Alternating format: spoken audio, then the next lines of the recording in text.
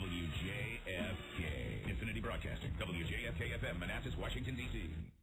Oh, am I a happy camper today. Are you really? Are you happy going into the show today? Where's my man, Jeff? Hey, come here. Get on the microphone. Look at this. Hey, I love yelling at engineers, but I love more telling them when they do something right. That touch screen yesterday that we got by on? Yeah. I made the simple request, could you move it over to this side because I'm right-handed? And it's there, not only there, but it's bolted in there. It's bolted in there. Way to go, Jeff. It's not going anywhere. Way to go. Nicely done. Thank you. Wait till you see Monday. That's the right attitude. That's the attitude. There you go. Thanks, Jeff. That's the attitude. Yeah. That's a Friday attitude right there, man. I like that. Sure is. Wait till you see Monday. Man, it makes you want to come to work. Incidentally, give our best to Wendell Hall. Winner! No, Wendell's done a lot of hard work Yes, as he well has. in the studio, but And poor Tony. I saw Tony sweating walking around today. Bacardi Limon. all I know is those guys work hard, but Jeff is the can-do engineer. Wendell's not swinging. He's not swinging from the doorway. He's the can-do man. Okay, so I will do this. Want to participate in a Don and Mike Show contest? Hold How on. about this? You are a member of your household. Oh, got to mono it out. With any age limitation for each contest. For complete contest rules, send a self-addressed stamped envelope to the mighty WJFK, P.O. Box 3649, Washington, D.C. 20007. Thank you, and God bless. Right. Everybody loves Don and Mike. So there you go. That's how you do the open with the touch screen. And look at that. Just 2 days ago, I was a raving lunatic idiot. Here is Wendell Hall. Playing baseball, I think. Wendell has a Wendell's baseball. come in with a baseball bat and a cigarette hanging out of his mouth. A baseball bat and a cigarette. How you doing? How's the touchscreen? And Wendell, now Wendell, let's be honest. Like it? You know I'm kidding you. Didn't I come back? Seriously, not on the air. I came back yesterday and said to Wendell, Wendell's the guy that got it going yesterday, right? That made it happen for us yesterday. I went back and said to him very seriously, off air, no BS. Thank you for busting your ass on I that. heard Mike say something about swinging. Wendell's doing great. Hi, Wendell. Hey, how you doing, Mike? Wendell is our main engineer, and he's very sensitive. Wendell actually looks good for all the work that's been being done in here. You seem like you're calm. You seem like everything's fine. Reasonably. Yeah. Reasonably. Cool. Under the surface, though, it could snap at any minute. Always. Well, thank you as always, Wendell. Of course. Bye-bye. There he goes with his bat and his knife. Winner! There he goes. Chains. Rob, I want you to start my car for me tonight. I want you to start mine. Before we get to the actual pre-show stuff today, we have groaners, but here's one quick little, not even a bit, but a time waster that I'll throw at you. Rather than the groaners for the pre-show, right? What we're going to have to do now is actually start the process of putting our 3,500 tapes each in this digital computer system. Well, that'll be fun. It's going to take a while. So the question is going to be, what is worth saving and what is worth getting rid of? I like that. So every once in a while, we'll take just a couple of seconds at the beginning of the show. Okay. And we'll hear, for instance, now who knows? Do we need this? Well, that's broken. Do we need a message from TVs? Oh, hold on a second. Oh, boy, got to switch everything. So many buttons. So, yeah, okay. Now the buttons are all set. Do we need a message from TV's Kevin James? I don't know why we saved this or why we have it. I want you to tape all this and play it for her. All right, Let me I will. tell you something, my friend. All right, go ahead, my friend. I am running the show. Okay? I am the one who talked to Michael Whitehorn, our executive producer, about you guys saying we have to get it on. I brought it up. You guys would never be mentioned if it wasn't for me. Yeah, okay. All right, I'm telling you. Get angry. Okay. God, she never talks about you. Nothing. I'm like, hey, we got to get these guys in. So that's Kevin James talking about TV star Lisa Remedy. Yeah, we don't need that. We don't need that. We need to put that in Media Touch? No, we don't, Rob. That's the whole purpose. That you can use that, melt it down, and use it as fuel. Okay, here's a recent one that maybe has a place. I don't know. You tell me. Quit farting. That's nasty. That's Anna Nicole. It's pretty good. You know, it's one of those that could come in handy. Yeah. Even though we don't play fart sound effects Can I hear it anymore. again? Yeah. Quit farting. That's nasty. That's when she was like big, fat, sloppy Nicole, and and she might go back to that. Don't we have the other one somewhere? Certainly not in this room, but upstairs maybe. Stop looking at my belly button. Yeah, my belly button. Yeah. That's a classic. Okay. All right. Well, Hold on to that. keep that one in purgatory. Right. That's like halfway between heaven and hell. Oh, look at this. Did you see this one? Yeah. Now, how long have we had this one, for goodness sakes? Megan Stevens, don't be so tight. Give my daddy more money. That's my kid. Yeah. But as much as I'm fond of your boy, it's you might want to take that home and keep it, but it's not. Because of the man that is mentioned, it's no longer relevant to the show. But I'm gonna keep it because I'm sentimentally attached, and also as his voice continues to get lower, right. It'll be funny to hear. Megan Stevens, don't be so tight. Give my daddy more money. Okay, so will you give me that one in the Of course I will. It's your son. How could I not? And I'll give you one too if that's fine. There's one that we're split on. Let's see. How about this one? What is this one? Ain't They Jerks? Ain't they jerks? Oh God! I listen to them on my way home from work. That's time. John and Mike on WJFK. Ain't they jerks? The fabulous Holly Garber and Lou Frang, and Holly is no longer with us. So we keep that one for sentimental reasons. Absolutely. Okay. That one. And I don't want to throw in a plug for the closed restaurant, but you know that Holly's got a son who is also a singer and is playing now and plays out at the restaurant once in a while. And his son looks exactly like him. It's great. Here's a tape of the major effing star Dennis Murphy, apparently when he was on some local newscast. Game warm up there. Murphy frequently appears on the nationally syndicated Don and Mike radio show. It is locally on The Peak. Tomorrow he promises to fill in the rest of the country on how he overthrew the ball by about 5 feet or so. But Seems a little worked up about it. Not really important. Warm out there tonight. Very warm. I don't think we need that one in the... I think we can put that on the trash sheet. We don't need that one in the computer. I don't think so. No. Here's one that says Ken Stevens. How'd that not go in, Rob? Here's the one that says Ken Stevens. I was throwing in the trash. No, it took a bad bounce. You'll remember this. This is a song we used to close the cavalcade with. Ken Stevens, The Plan. Ken Stevens, you cheap SOB. Dear Don and Mike, they're bold-eyed today. Yeah, we can lose these. Bye-bye. I wouldn't mind some new songs with people writing bad stuff about Alan Livewan, though. All we have to do is solicit for that, and we will get that local talent. Oh, no, I don't think we're going to ever do the homemade jingle contest again. The last time we did it ended up awfully. Wonderful stuff. If you love them, just say so to the big boys at JFK. All right, Rob, ready? Here we go. Going to bank it off your head. Ready? And... Bingo. 2. Swish. Swish, baby. And then we have one more to listen to today. This would be a tape of us from... Any idea the year of this? If that's Goodman, it's probably like 1988. 1988. That works great. Oops. It's held up over the years. Well, maybe we're not going to be able to hear that one. It sounds good. This would be why they've been screaming to go digital for years. Because what you're hearing now... Well, the tapes are getting old, too. Yeah. And when they get to be 20 years old, they get to... never mind. Tell me about It's going to be too great, though. Yeah, I want to hear it now. Now it's a quest. Okay, now it's like the other day. Now, except poking at a touchscreen, Rob's getting one of those teeny, tiny... Screwdrivers. Yeah. Do you have a razor over here, Mike? I don't, Rob. Rob? I have a nail file. Let's let it go. Oh, never let it go. Let's let it go till tomorrow. He'll take it home. Let's all meet tomorrow. Even though it's Saturday, let's all come in on Saturday. What was the tape labeled? It's an air check of us doing our morning show, apparently spotlighting former general manager Alan Goodman. Here you go. Oh, you got it? Yeah. Okay, here it is. Funny. Okay. That sounds funny right there. That's right.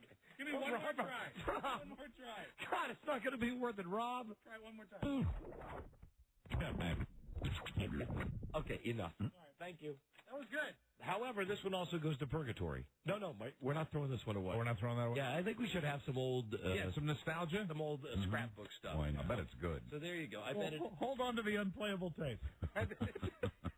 Well, you'll be able to fix it at some point. No, I've given up on it now. I've used all my tricks. All right, what about this one? This is Dustin Hoffman giving a speech where he was either drunk or high. Welcome. Oh, we have to keep this. Welcome. Welcome. Welcome. Yeah, I remember this. I remember this. Hey, baby, hey. That's right. I don't know about you, But I can't think of a more fitting way to open this show than with Simon and Garfunkel, who defined a generation. And did we ever figure out drunk high combination? Sounds drunk, very drunk, yeah. Very drunk. What, Dustin? Well, this goes on like for 3 more minutes. I love They think I'm Justin Timberlake. You know, we'll save it. Oh. Well, Mike, it's got For another the first time ever 2 minutes in the history of the 45 years the Grammy Awards have been going on. I was 1 when it started. No, I got hiccups. This show is being hosted by nobody. Okay. Yeah, all right. Okay. Except It's like trying to cut off a drunk, by isn't the it? people of New York City. Well, we'll cut it there with the gratuitous applause for New York City. Although later, when he's talking about Gwen Stefani, he does do the "Hey baby, hey baby, hey." That's a keeper. Cool. That's a keeper, my friend. And Mike? Yes. Mike? Yeah, hey now. The Don and Mike Show. You can call Don and Mike anytime from anywhere in America. 877-365-3636. They're ready to believe you. Right. Everybody loves Don and Mike. Yeah, there's the door. Nice canned applause. You can call Don and Mike anytime from anywhere in America. 877-365-3636. Stop everything. Really? I thought it was going well. After all that. Okay, I see the problem. The problem there, blame it on this right here. Operator error? This big, meaty right hand. Does it need the screwdriver? It does not. Is it tension? It does not need the screwdriver. I can fix it. Now, let me see. Watch, I'll do it in order. Everybody Loves Don and Mike should be first. Everybody Loves Don and Mike. Everybody loves Don and Mike. Right, and see, you just got to hit them. You can't, hit that, and then hit another one real fast. No. You can't overlap. You can overlap a little bit, but you can't overlap a lot. And when you overlap, you gotta make sure you're hitting the right button, like that one. From a true story, he was a neo-Nazi. I got it down. One true enemy. Right. Himself. A man of faith, a man of hate, and a soul torn apart. Viewer discretion advised. And good afternoon, Mr. and Mrs. And all the to see. Would somebody cut one? Once you hear them, you'd like to spit your dinner out. Don Geronimo and Mike O'Mara. Yeah. Hi, Julia. Hello.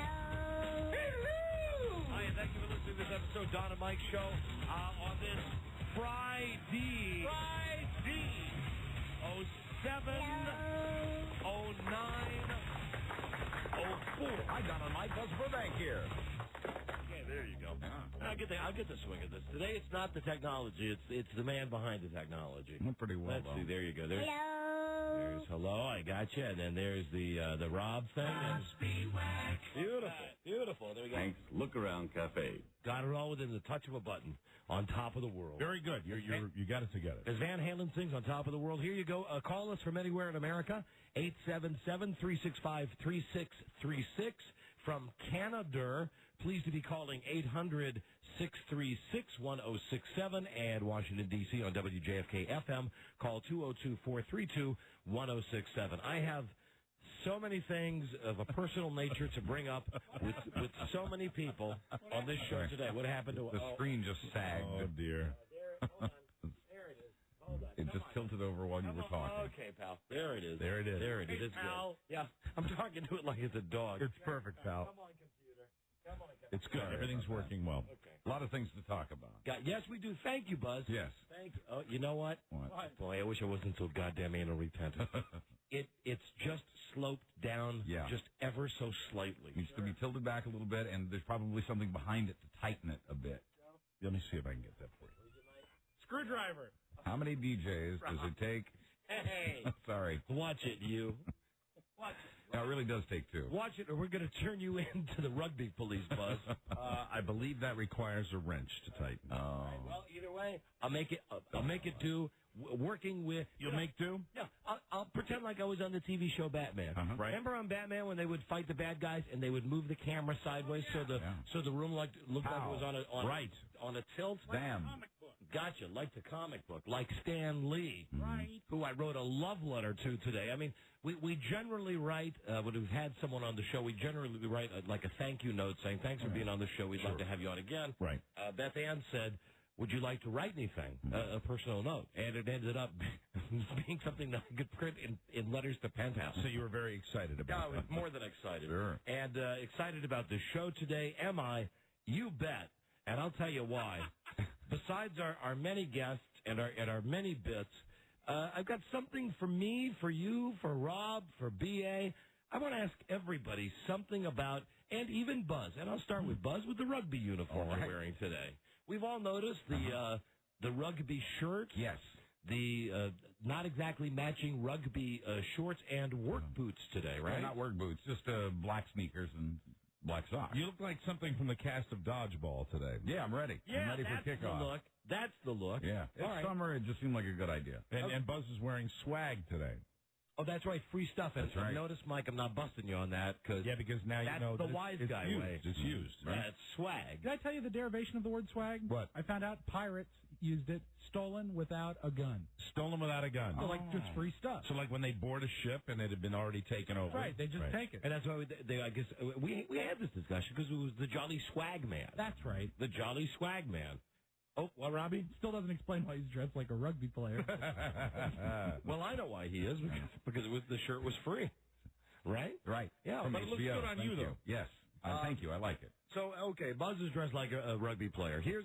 I have a diagnosis on my wife, and I'm not even going to call her now, but I have a diagnosis on her. Oh, good. Over the last, I'd say, 30 days, I've described her, while the whole time, professing my undying love for her, which is true. It'll be 23 years, God willing, next month. Wow. So I love her more than anything, but lately she's just been like nails on a chalkboard in very subtle ways. And I called her a snob, and then we decided no, the snob wasn't right. She was spoiled. Right. And then she's had the whim whammies. And today we were sitting up in the computer room, and now we'd be talking, and then I'd type something, and she's on her computer, I'm on mine. I would just hear, I'd say, what? She'd go, nothing, I just sighed. And then we'd go back, I'd be typing, and then I'd hear,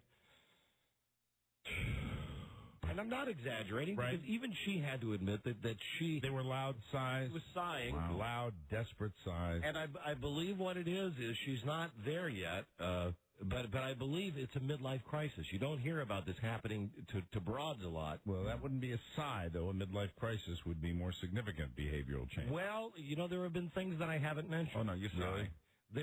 Sure you sigh if you haven't. Well, you're in yours, aren't you? Oh, God, yes. Haven't you been in yours for 11 years? Well, look at how I'm dressed. What do you think? Right. And I'm talking about girls now because here's the thing. I used to think the midlife crisis was just a guy thing. But no, my wife... Some might say my whole life is a midlife crisis. Hey, and Tiger, do we love you for that? Yeah. So she... went out and got a little sports car, which is what a guy normally does when he has a midlife crisis. Exactly. And she's working and she's liking that. And then, we had that ridiculous discussion a couple of months ago about having some rock star perform on her 50th birthday. And that was her 49th birthday. She was talking about that. Right. The 50th birthday still is not for another, 11 months. Mm-hmm. The latest I've heard is... that what she would really like to do is go on a safari to Africa. Oh, God. For her 50th birthday. Mm-hmm. Now, under normal circumstances, I would think either, one of the two S's, snobby or spoiled. Right. Don't think so. She loves nature. Mm-hmm. I think what it is that she feels the walls of life coming in on her, and she wants to do everything that she can possibly do. Mm-hmm. And I interpret the size as she sits at the computer and pays bills and looks out the window. Every one of those sizes is just The good part is over. Soon will be. Yeah. That's how I interpret it, and that she wants to do these things before she dies. I believe so, and that is the diagnosis. Now I'm not going to Africa for God's. I said to her, I'd go to Africa. Is there a Ramada Inn? You wouldn't want to rough it, huh? Do they have ESPN? You wouldn't want to be out there on the Serengeti in a tent? No way. No. But anyway, it's her, and I've diagnosed it, and it's a midlife crisis, and you don't often hear this happening to women. Right. But it's happened to my wife, and I have to do something to snap her out of it. You may not be able to do that. No. Well, I'm trying. She just needs to explore and adventure and do those things on her list. I'm trying, and she's sighing.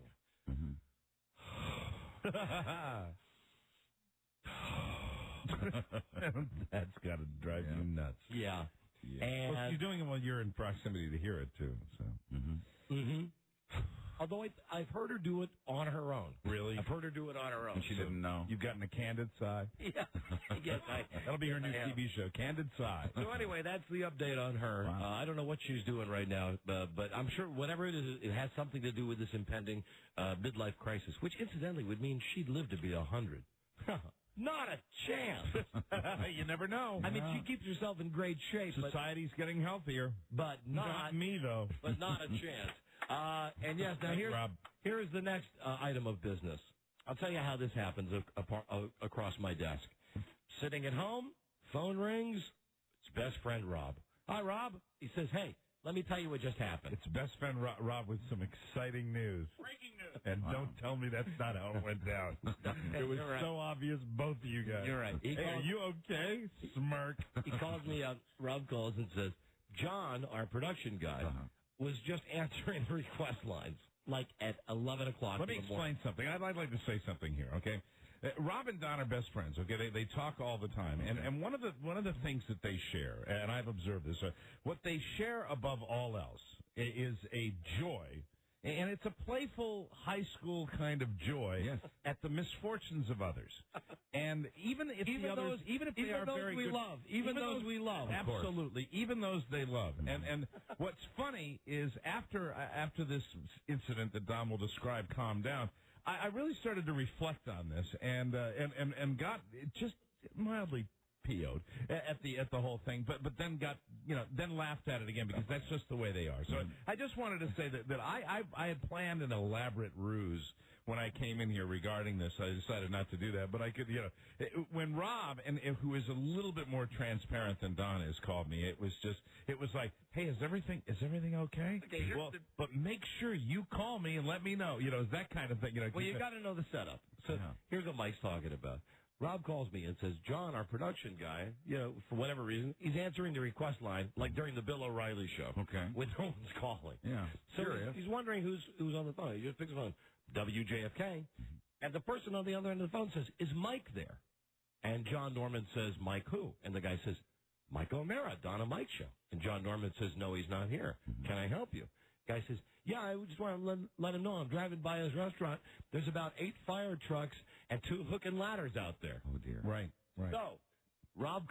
So here's the deal. And let me just interject again, all right? So Hank's Look Around Cafe. So, I guess Rob gets this news from John Norman. All right. So the logical call would be to call me, maybe, and let me know. But why do that? Do you want to check your call log and know that did you call me first? Twice before I called. Okay, all right, you called me first. And then you should say to me that you are sorry because I did call you first twice. Oh, Rob, don't get sensitive. You know the way it went down, Rob. Seriously. I mean, let's be honest. I mean, it doesn't bother me. But Hey. It amuses me. Hey, if I could just jump in for a second, Mike. Yes. Please. I thought we were best friends.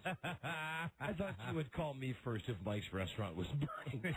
You saw no smoke. Right. So I called it All right, first. look me in the eye and tell me that when you called Don, there was absolutely no levity whatsoever. I can't look at you guys. All right? All right, get away from the microphone.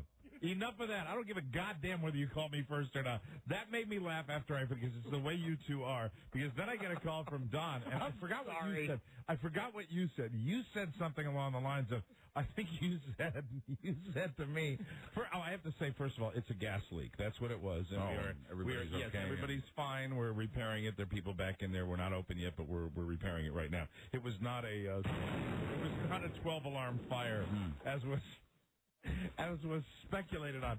Don's called to me, and all of this goes down like during the time I'm in the shower. I got 6 messages. I got the phone beeping, ringing here, and Don's first words to me, with just a slight smile in the voice, "Are you okay?" No. Are you okay? And maybe so. I'm at the house, and it was. I think everybody. Although there was concern, and Rob, if you called me first, that's fine. But I know you called me first to find out if everything's all right. But you also called me as a broadcast journalist in that regard. All right, so don't lie to me about that. But okay, the truth is, you're fact finding, pal, and don't tell me you're not. Guilty, right? guilty. Right. But it was also serving as a heads up. But yes, guilty. Okay, very good. So, and I laugh at that because I know that the two boys are going back. Hey, Don, it's Rob. Mike's restaurant's on fire. Yippee! No, it was just... No. Just take the yippee out. Okay. If you take the yippee out... I'll take the yippee out, and what there is silence, and then like that laugh. Okay. Right. I know you guys. It's the way you are. It's the way you are. It's okay. I can deal with it. And I was... I had just gotten off the phone with Jeff, the guy that runs the restaurant out there, and he had told me that what the scenario was, and I would like, if you would allow me, because of all this joy that was brought your way, I would look around cafe. I would like to at least hopefully make the announcement when we open the doors again for that. It might be tonight, it might be tomorrow night. I'm not sure, but we'll see what happens. See, the humor in it for me. Safety first. That's right. The humor for me was, God forbid, that there was a fire at your place. Well, and also what the guy had said was that there was a hook and ladder out front. I said, it's a one-story building. It's a little tough for the hook and ladder to be. But as Alanis Morissette would sing, it's ironic, don't you think? Actually, it's not ironic. It's just twistedly funny that some guy driving down the road would call the radio station at 11 o'clock, 12 o'clock, 3 hours before our show, on the request line, asking for me. Hi, is Mike there? Mike who? Mike O'Mara. No, he's not here. Oh, well, just please tell him I'm driving past this restaurant. There's 8 fire trucks and 2 looking ladders out there. Yeah. Now, I'm sorry. That's why I'm laughing. Yeah, it's a mind picture thing. Because it's just a listener driving by. Of course. Hey, that's Mike's restaurant. Hey, those are fire trucks. Now, if the picture somehow developed into me sitting, on a pile of, smoldering ash, well, no, it's still funny, isn't it? Yes, sir. Fun for the whole gang. It's been a rather, and I have not told you this even in the office. It has been a rather tension-filled morning, just getting all the things. But you know what? I got a great group of people, and everybody is handling this and doing. You asked for it, Rocco. You have it. It's very, very cool. The restaurant. And the thing is that O'Mara's has had just like one of the best weeks we've ever had. And I'm look around cafe. I'm very excited about it, and hopefully this thing will be taken care of. And you got to get it fixed, and then you open the doors again. That's the way it works. And listen, as long as nothing went kaboom, so I'm very happy with that. That's As long as they're in there, and they'll be looking to make sure that the gas leak or whatever the problem was. Right. Keep an eye out for the BUGS. That's all I want to say. The gas killer. Thanks most so of them. much. I truly see. I get the real name out there, and I get a BUGS. That's the trade-off. That's the way I do it. Well, that's kind of how it works. That way. O'Mara's bugs. There you go. It works that way. It does. But I would ask, please to allow me if I do get the word during this show. Oh yeah, absolutely. Because we're kind of working feverishly to get that taken care of. We've gone from light commercial to this is a heavy commercial job. So this is what's going to be done. Wow. Gotcha. Well, I thought it was just screwing a pipe. If you need some inspiration, rent that Disney movie, The Bug's Life. A Bug's Life. Stop it! Stop! Okay, I'll stop. Enough. I'm having a tough enough day. I know you are. Thousands of dollars blowing out the window. Thanks. Look around, Cafe. Every second that restaurant is closed. Free grilled. Hundreds of thousands of dollars could be lost this weekend, but I'm going to maintain. Grilled chicken Caesar sandwiches going to waste. You know, the first clue, though, was from the chef who was back there, you know, where all the lines come into one place, who looked at me and said, "You're crazy." I like you. Oh, you're crazy, man. I'll tell you who stood up for you, though. Oh, we got it. Hey, be careful with that. That's the most powerful trank gun on the market. Huh. Got her in Mexico. Cool. Yeah, it is cool. They say it can puncture the skin of a rhino from a... Ow! Yes! That's awesome! What? You just took one in the jugular, man! Whoa! Yes! Is this bad? You should pull that out. Wait. Pull what out? The dart, man. Got a dart in your neck. You're crazy, man. You're crazy. This is your guy. I like you. But you're crazy. This is hard. I love that thing. Yeah. I feel tired. I was going to tell you, you know who did bust me on laughing on that? Who's that? And I felt bad. Was my kid. Oh, really? That I was sitting there just getting done having lunch, reading the paper, and he was getting ready to leave the house, go to work, whatever he's doing. And he stood there for a second, and he was listening to me on the phone, and then I hung up, and I was going to call you, and he said, "Dad, what's going on?" And I said, "Well, some listener called, and maybe Uncle Mike's restaurant is on fire." Yeah. And then you should know he stood up for you. Good, Bart. And he said, "Thank you, Bart." He said, "Dad, that's awful." Yeah, that's right. I don't really think it's on fire. Right. Oh my God! Well, all is okay. Well. And in any event, I'm insured. Yes. So that's good. Which could be how a fire starts in the future. Hey, stop! Get me in trouble. Get me in trouble, man. Get me in trouble. You're crazy.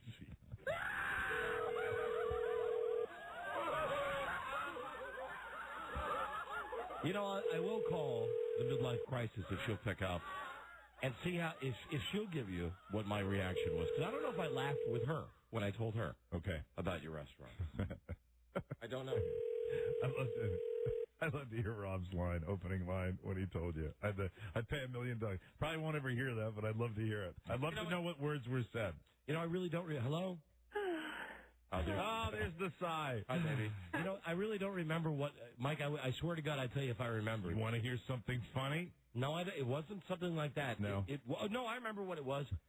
Have you talked to Mike today? Yeah. Okay. All right. And I said, all right. Yeah, I spoke to him about 10 o'clock this morning. Right. And then Rob said, did he mention anything to you about the restaurant? It went from there. That's how it went. Hey, baby. Yes, darling. When I spoke to you about Mike's restaurant, was there laughing? You can be honest. Yes. Okay. There it is. All right. It's the way, you know how when he's laughing and he's trying not to laugh? Yes, he's trying to be serious, like somebody's got a brain tumor. Yeah, he's trying to make his mouth turn down, and it just won't. Yeah, believe me, I've seen it many times. And he's done that in front of me. You would do that in front of me if it was like burned. You would be really. You're trying to force your mouth. Stop it! You're killing me. Oh, it's very sad. Very sad to know someone so well. And you know what? It's the way really. You wouldn't wish ill on me. Of course not. But initially, it's that you can't help it. You can't help it, and that's just the way. I'm kind of the same way. So I know if the tables were turned. I'm don't kind of you the same think way. I don't know? I really am kind of the same way. And don't you like, for instance? Why is that? And, that do you realize that makes us both a little abnormal? I know. No, Rob knows there's a German word for that. Yeah, Schadenfreude. What's that? Shameful joy. Shameful joy? Taking joy in the unpleasantness of others. Yeah. We all do it. Oh, God. We're all as guilty. It's terrible. Yeah, it really is. The foundation of the show. It's a terrible... Hey, you know what? You won't hear this kind of honesty on any other radio show, though. So again, Rob, what is the motto of this show, the mantra? Schadenfreude. Shameful joy. Shameful joy. Will you write it? Boys of shameful. You're the shameful joy boys. Would you please write that phonetically in German for me? You bet. Thank you. Listen, midlife crisis? Yes. And do you agree or disagree with that? No, I don't think I'm having a midlife crisis per se. But I'm always sigh when I'm sitting paying bills because it's not something I enjoy doing. Yeah, but you sigh a lot. I mean, I have brought that. Oh, thank you, Buzz. Schadenfreude. Schadenfreude. I believe that's what Schadenfreude. Schadenfreude. That's it. Schadenfreude. Schadenfreude. So. Hey, I wasn't laughing. No, she didn't laugh, Mike. She didn't laugh at all. She's a sweet lady. She sighed. Yeah, I sighed for you.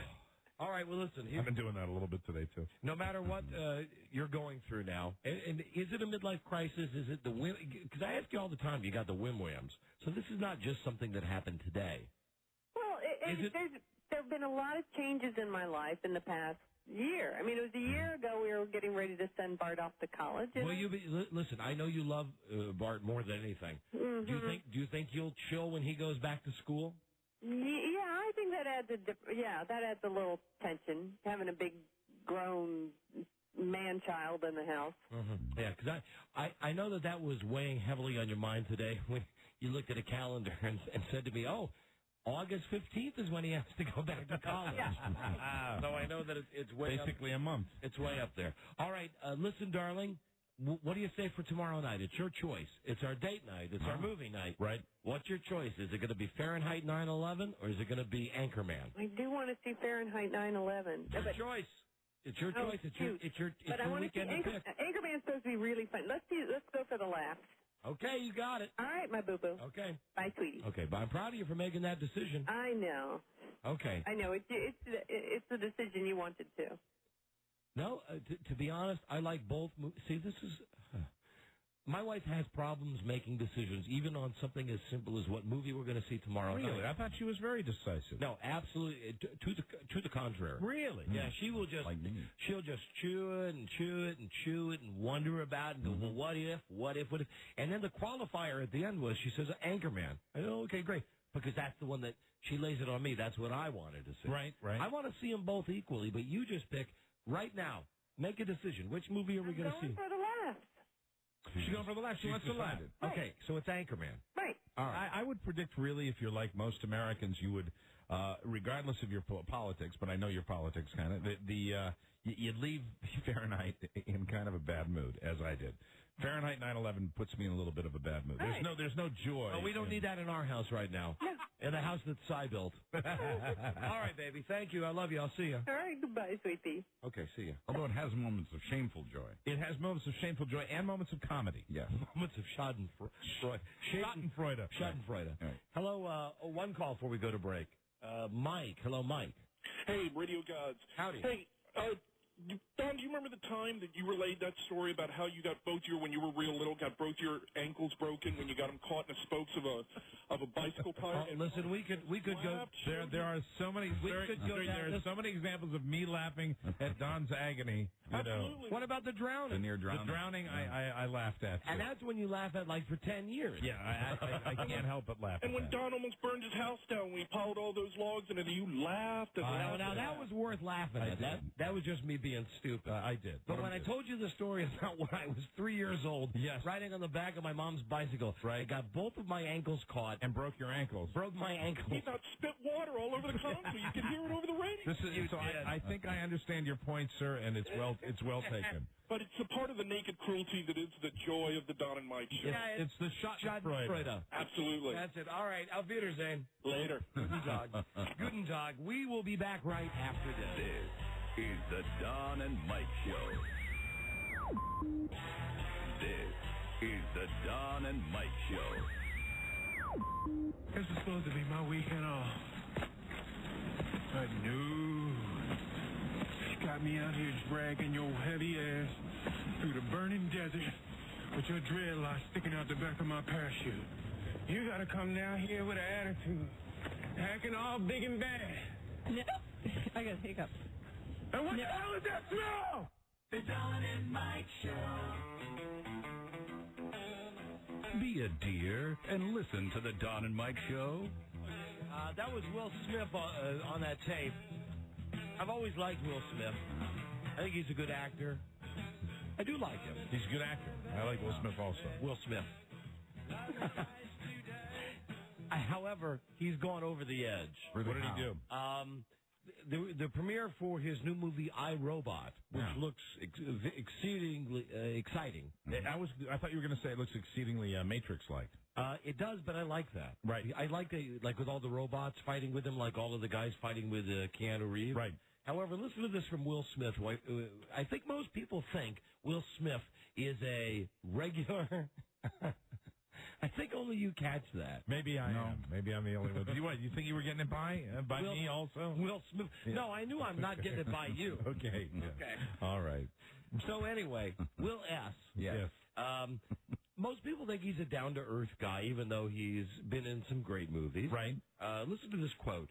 At the premiere last night of I, Robot, as it turns out, Tom Cruise is there, because Tom Cruise is going to be in a movie with Will Smith's wife. Right. Here's the quote from Will Smith. Tom's my man. We've been spending a lot of time together. I don't want to sound arrogant, but there's just not a lot of movie stars in the world. There's really only a handful of people who can relate to what I go through on a daily basis. Oh, boy. I'm finding there's such comfort in talking to Tom. Oh. Listen. Oh, get bent. Will Smith, we hardly knew ye. Yeah. Will Smith, whatever happened to parents just don't understand? Well, didn't he do a rap song that was kind of bragging about his life? Yeah, but it was kind of like fun. But it was a positive kind of look. Positive. Okay. I made something of myself without turning into without going blue or anything like that. You know, we're getting ready, I believe, for the summer and fall of Smith because he's voicing a Pixar movie. He does a cartoon coming up, and I've seen the preview for it, and it's too bad it's not going to be a Smurf movie because then it could be Smith as the Smurf. So anyway, Will Smith. So he's swimming in Lake Mead a little bit. Shame on you, Will Smith. Talking about being a poor put-upon movie actor. Shame on you. I don't want to sound arrogant, but there's not a lot of movie stars in the world. There's only a handful of people who can relate to what I go through on a daily basis. I'm finding there's such comfort in talking to Tom. Oh, yeah. Please. Okay. You're a big star. Right up your nose. Thanks for reminding us. Mike, here it is Friday, and of course that's Getaway Day. Yes, it is. And it's also Naked College Day, and it's also Nude Recreation Week. Well, Naked College Day? How come it's Naked College Day? Most kids aren't in college. Hold on. It's Naked College Week. Back. And here's how the co-eds move out and the nakeds move in. No, here's the tie-in. The people that run nudist camps and run Nude Recreation Week, right? They want to recruit college kids. Oh dear, to come join them. That sounds hinky to me. So, according to, and we have both these ladies, or this guy and this girl on the phone. Yes. Okay. According to Carolyn Hawkins, she works for the AANR, American Association of Nude Recreation. They always send a representative to community colleges in Florida. Well, I think they're targeting the right group. Also known as the 13th grade. Right. To give presentations on the nudist lifestyle. And they allow them to come on campus. That's interesting. They say it's great. You can learn a lot when you're nude because you don't have a lot of stress going on. You relax. Yeah, you just want to hang out. So we have the spokesperson for the Nude Recreation American Association and a guy named Steve who's the recruiter. The college recruiter. So he's the guy that goes and tries to find college kids to become nudists. Let me see if I explained any of this correctly. First, is this Carolyn? Yes, it is. Hi, Carolyn. Did I do a halfway decent job of explaining your position? You did a great job. Good. You did a great job. So you need, well, not you need, but you want college kids to join your group. Absolutely. We'd like to have the young kids, younger ones. Everybody. How young? Well, we like them to be, college ages 18 and up. So, that's sort of what we target. Now, why going for the college kids? What's the thought process behind that? Well, actually, as Steve can tell you, when you speak to him, it's a very stress-free atmosphere. Let me conference him in here. Hey, Steve. Yeah. Oh, there you go. I got both lines up. So here's Steve, who's actually the recruiter. So Carolyn if I was to draw a parallel to, let's say, college football or basketball, you go out, you're the scout, you see Shaquille O'Neal, you say, this is a guy that's got the potential to be the greatest nudist of all time. Right. And then you send Steve in to recruit him. Well, actually, that's not quite how it works. We'd like for it to work that way. We'd just like to draft everyone. But what we do, Steve goes out to colleges and speaks to them, explains to him the stress-free atmosphere of being nude, being at a resort that, you shed your clothes, you shed your stress. All right, Steve, let's hear your pitch. Steve, I'll tell you that I've got a 19-year-old son. And he's going back to Clemson University this fall for his second year, his sophomore year. Why would my son Bart want to join the American Association for Nude Recreation? Well, most of these, you're kind of getting it that we're going out and just pursuing them. They come after me, and I've been asked to do all these. It's colleges. Wait, hold on a second, Steve. They come after you. Humanities classes have asked me to come, and who asked you to come? Humanities classes. Humanities classes. Okay. Yeah, those are the most that I've been doing right now. There has been one leadership class that they've asked me to speak at just because I've done a lot of public speaking, and it kind of went back to nudism. And so they'd say a professor for a humanities class is sitting there and going, we want you to come in and explain the nude lifestyle, and then they contact you. Yeah. Okay, and all right, then I apologize for misrepresenting the facts that the college calls you and says, hey, we'd like to have you come speak at the humanities class. Do you provide a sack lunch when you show up on the campus? No. That's just a little joke. So when you're there, when you're in the group of predominantly, community colleges, let's say that the humanities instructor gets 20 kids in there. What's your success ratio? I mean, do you get 10 of them to sign up? Do you get 5? I mean, what's an average number out of 20 students? Well, my last kind of speech that I gave, the professor gave the class extra credit if they went out to visit one of the nudist resorts. It's a local nudist resort. Now, I would imagine it would just be on the surface that a professor that schedules that as a field trip might run into a little bit of an obstacle or two. The obstacle might be the kids that are lining up to sign up for his class. I mean, it would seem unusual that would be a field trip. Does that happen a lot? Well, I mean, when they have guest speakers that come in, and they're like, maybe it's from, I don't know, a different Toastmasters or whatever. Yeah, Toastmasters. They'll go out and give them. It's like, okay, you get 10 extra credit points if you go out to this Toastmasters meeting or something like that. It's extra credit. So it just happened to be that they went to the nudist resort. Well, I would imagine that they would be signing up in droves to, like Don said, to go out and check out a nudist colony. There's about 14 people who went out.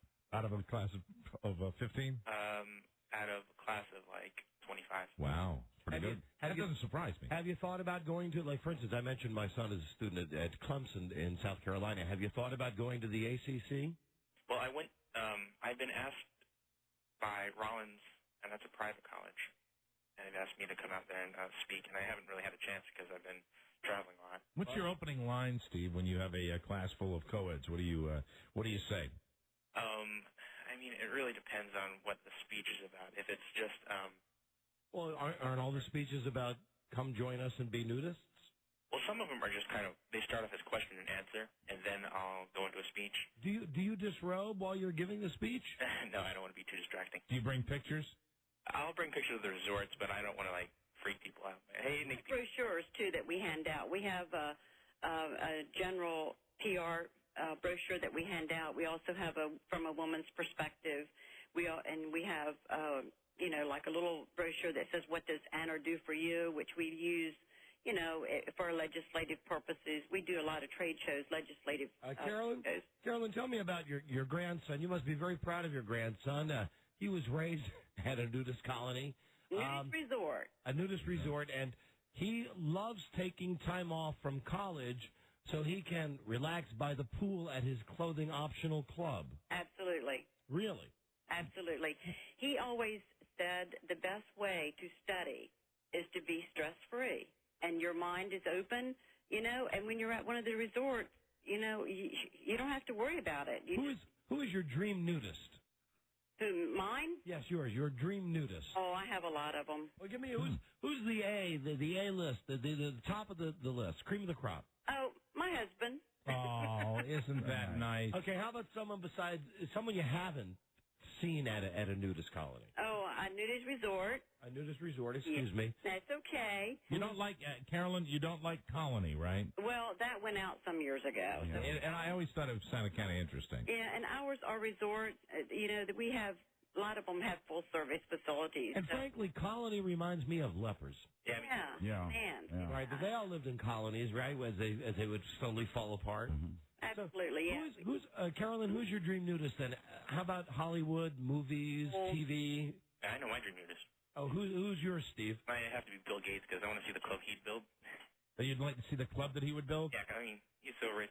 I want to see like a nudist water park or something. Yeah, I guess you stay away from the. I mean, I know we're talking about being free, and we're not. I know you guys shy away from the whole thing being a sexual thing, but Steve, to be perfectly honest, is there any particular famous person that you'd like to see nude? Or would that answer be still Bill Gates? If it's still Bill Gates, we can accept that as well. Well, I mean, I've met a lot of people doing this. I've met Paris Hilton. I've met. You met? Oh, that's right. Were you? Didn't they go to a nudist resort? Thank you. When they were on that show, The Simple Life? Yeah, they did. I was there for that. Oh, you were there for that? Wow. And they didn't get naked though. No, they didn't. I remember seeing the aerobics class. It was fascinating. Hey, pleased to be discussing nude etiquette. Let's say that we go to a nudist resort. Should we bring our own towels? You bring your own towel. You bring lots of sunscreen. You do have to sit on a towel for sanitary purposes. Yeah. What about the role of fungus at a nudist resort? Shower shoes encouraged? Well, yeah, mostly. Most people wear shoes. Of course, we have a lot of showers, so we take a lot of showers. It's when you're outside playing tennis or something like that, the minute you get off the tennis court. I got to think the word that you don't want to hear if you go to a nudist resort is ringworm. Yeah. That would be nasty. I don't want to hear that whether I'm at a nudist resort or not at a nudist resort. Are there any famed nudists throughout history? For example, Ben Franklin, anyone like that? Yeah, Ben Franklin had participated in nude recreation. And there are a few others. And Ben Franklin really produced... He participated... I just threw that name. Rob wrote that down for me. So that was a joke, right? So we're told. So you do. Any other famous nudists throughout history? We do. What about LBJ? I don't know. I know that the White House pool was... the White House pool, that's right. Yeah, that's true. The White House pool was what? A nudist pool. You had to be naked. Under whose administration? I remember reading it, and it was something that I had... Taft? I'm not sure. I think it was Eleanor Roosevelt. Maybe. How about Nixon? Hey, it may be. Hey, it might still be a nude pool. It might still be. No, I bet. I tell you what. I bet it was for the last 8 years, but for the last 3, it's not. No way. The last 3, they've filled it with seen men. Well, you just never know. All right. Well, and Carolyn and Steve, are you naked now? No, we are nude when possible and clothed when practical. And right now we work in town, so we unfortunately have to have our clothes on. All right, I've got this is a very, very easy question to answer, I would think. When you approach someone and say you're a single and you're at a nudist resort and you see someone that you find attractive, what is the etiquette for that? Well, actually, it's like a family, basically. You would approach them any other way. You wouldn't just come up to them and talk to them. The best part... Well, no, it wouldn't be like... Pardon me, Carol. It wouldn't be like a family, though. No, I'm talking about two singles that might see each other in a nudist pool. Because you wouldn't walk up to your niece and say, A lot of the clubs... Let me just say, unless you were very drunk in front of your wife and and family. I understand you're saying you're talking about family. Because I kissed my niece one time. I know, and you've heard nudist resort are kind of family resorts, but you're obviously, if you want college kids to be there, they're mostly single. So my question again would be, how does one handle oneself, so to speak, when when you see somebody that you're attracted to at a nudist resort? Okay, the best part about being at a nudist resort, whether you're single or married or whatever, is knowing the person from within, from the heart, not from the clothes that they're putting on. Because clothes, we dress to impress. Where do you keep your change when you're a nudist? Well, actually, we have a little wrist pack that we sell that has 1-800-TRY-NUDE and AANR.com. So that's a good place. You can wear it on your wrist. Is it bad etiquette to say walk up to somebody at the pool and say, "Hey, how are you? I couldn't help but I noticed you across the pool. You know, you're very attractive." Well, you would converse with anyone just like you would at a KOA or any other campground, actually. Final question here, Carolyn. Do you recommend nudism for teens? I recommend nudism for everyone, and the younger kids are natural nudists. I mean, I have a granddaughter that's 9 years old, and she just when I'm grew up in Maryland, and she just loves to jump in the pool nude. Okay. Natural nudist. And do you find that people give you a hard time about this? Well, actually, like Steve was born and raised. Well, he wasn't born at a nudist resort, but he was raised at a nudist resort from the time he was 2. Were you nude schooled? No, they don't have schools there. I meant were you homeschooled? If you were homeschooled, then you would be nude schooled. No. I went to regular school and got picked up in front of a nudist resort. Steve, did you hate wearing clothes? It was kind of it depends when, because I mean, me and a bunch of friends went to like Wet n Wild around here, and it was kind of. Hey, Carolyn, from a dollars and cents standpoint, how much do you save, you think, on dry cleaning and like detergent? Well, we really like clothes, so we don't save a whole lot of money. We still like clothes. We're nudists, but my closet's full of clothes. What's the big event of the year at the nudist resort of the summer? What's the big summer event? Well, we're having Nude Recreation Weekend this weekend, and a lot of the clubs do hold open houses, and, you know, they can contact the 1-800-TRY-NUDE for additional information on where a club might be in their area, or they can check the website at aanr.com. That gives them the list of the clubs. It lists them by state, and they can click on wherever they have an interest and perhaps give them a call. And all right, well, thank you. The open house. Can you tell right away? I'm sorry, I have just one last question. Yeah. Can you tell when somebody's maybe at the nudist resort for the wrong reasons, Carolyn? Well, you can tell, but that usually doesn't happen. I mean, we keep a close eye on all of our folks that visit. You know, like I said again, we're like family, and, you know, there's always a close watch on everybody. All right, gotcha. All right, well, thanks for coming on the show, Carolyn and Stephen. Good luck recruiting some college kids to join your nudist resort. Thanks for calling, and when you're ready to come to Florida, let us know. We'll take you out to Cypress Cove. I'd love to, and I'd love to introduce you to a little something that I do called the D&B dance. You guys have a good day. Take care, Carolyn. Okay. Bye-bye. Bye-bye. Bye. Bye-bye. Bye-bye. God, I hate nudists. I love them because they're so mixed up. They are, but I mean, you know, they're always like, hey, it's family, and so come on. The whole thing was, she lost me when it was like a 9-year-old kid. Yeah. Okay, that's normal. When I drift away a little bit, too. I swear, Mike, I did not know about Ben Franklin. Rob wrote down for me, he said, ask about nudists through history, and he put Ben Franklin down as a joke. Yes, he was practicing nudist. Ew.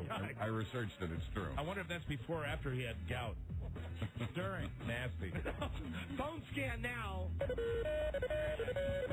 Yeah, let's take some phone calls. These are unscreened. Anyone can get through. Our phone number from North America, 877-365-3636. North America, meaning America only. From Canada, call 800-636-1067.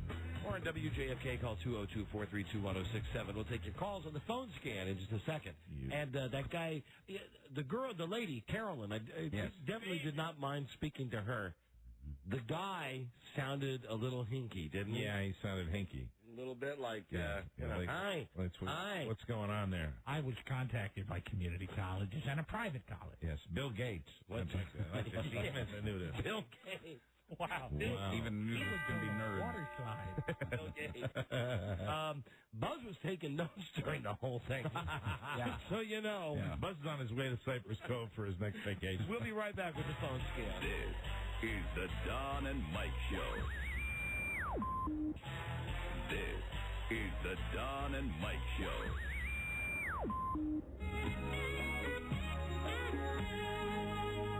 Howdy, folks, and welcome back, everybody. I'm Tom. We're back on live tonight, so the toll-free is up and running, and the Colorcast is on the air now for the 12th of November, 1997, CBS Radio and Television here in Los Angeles, California. You know, if we were living in the year 1913, today's date would be 11/12/13, but we're not, so it ain't.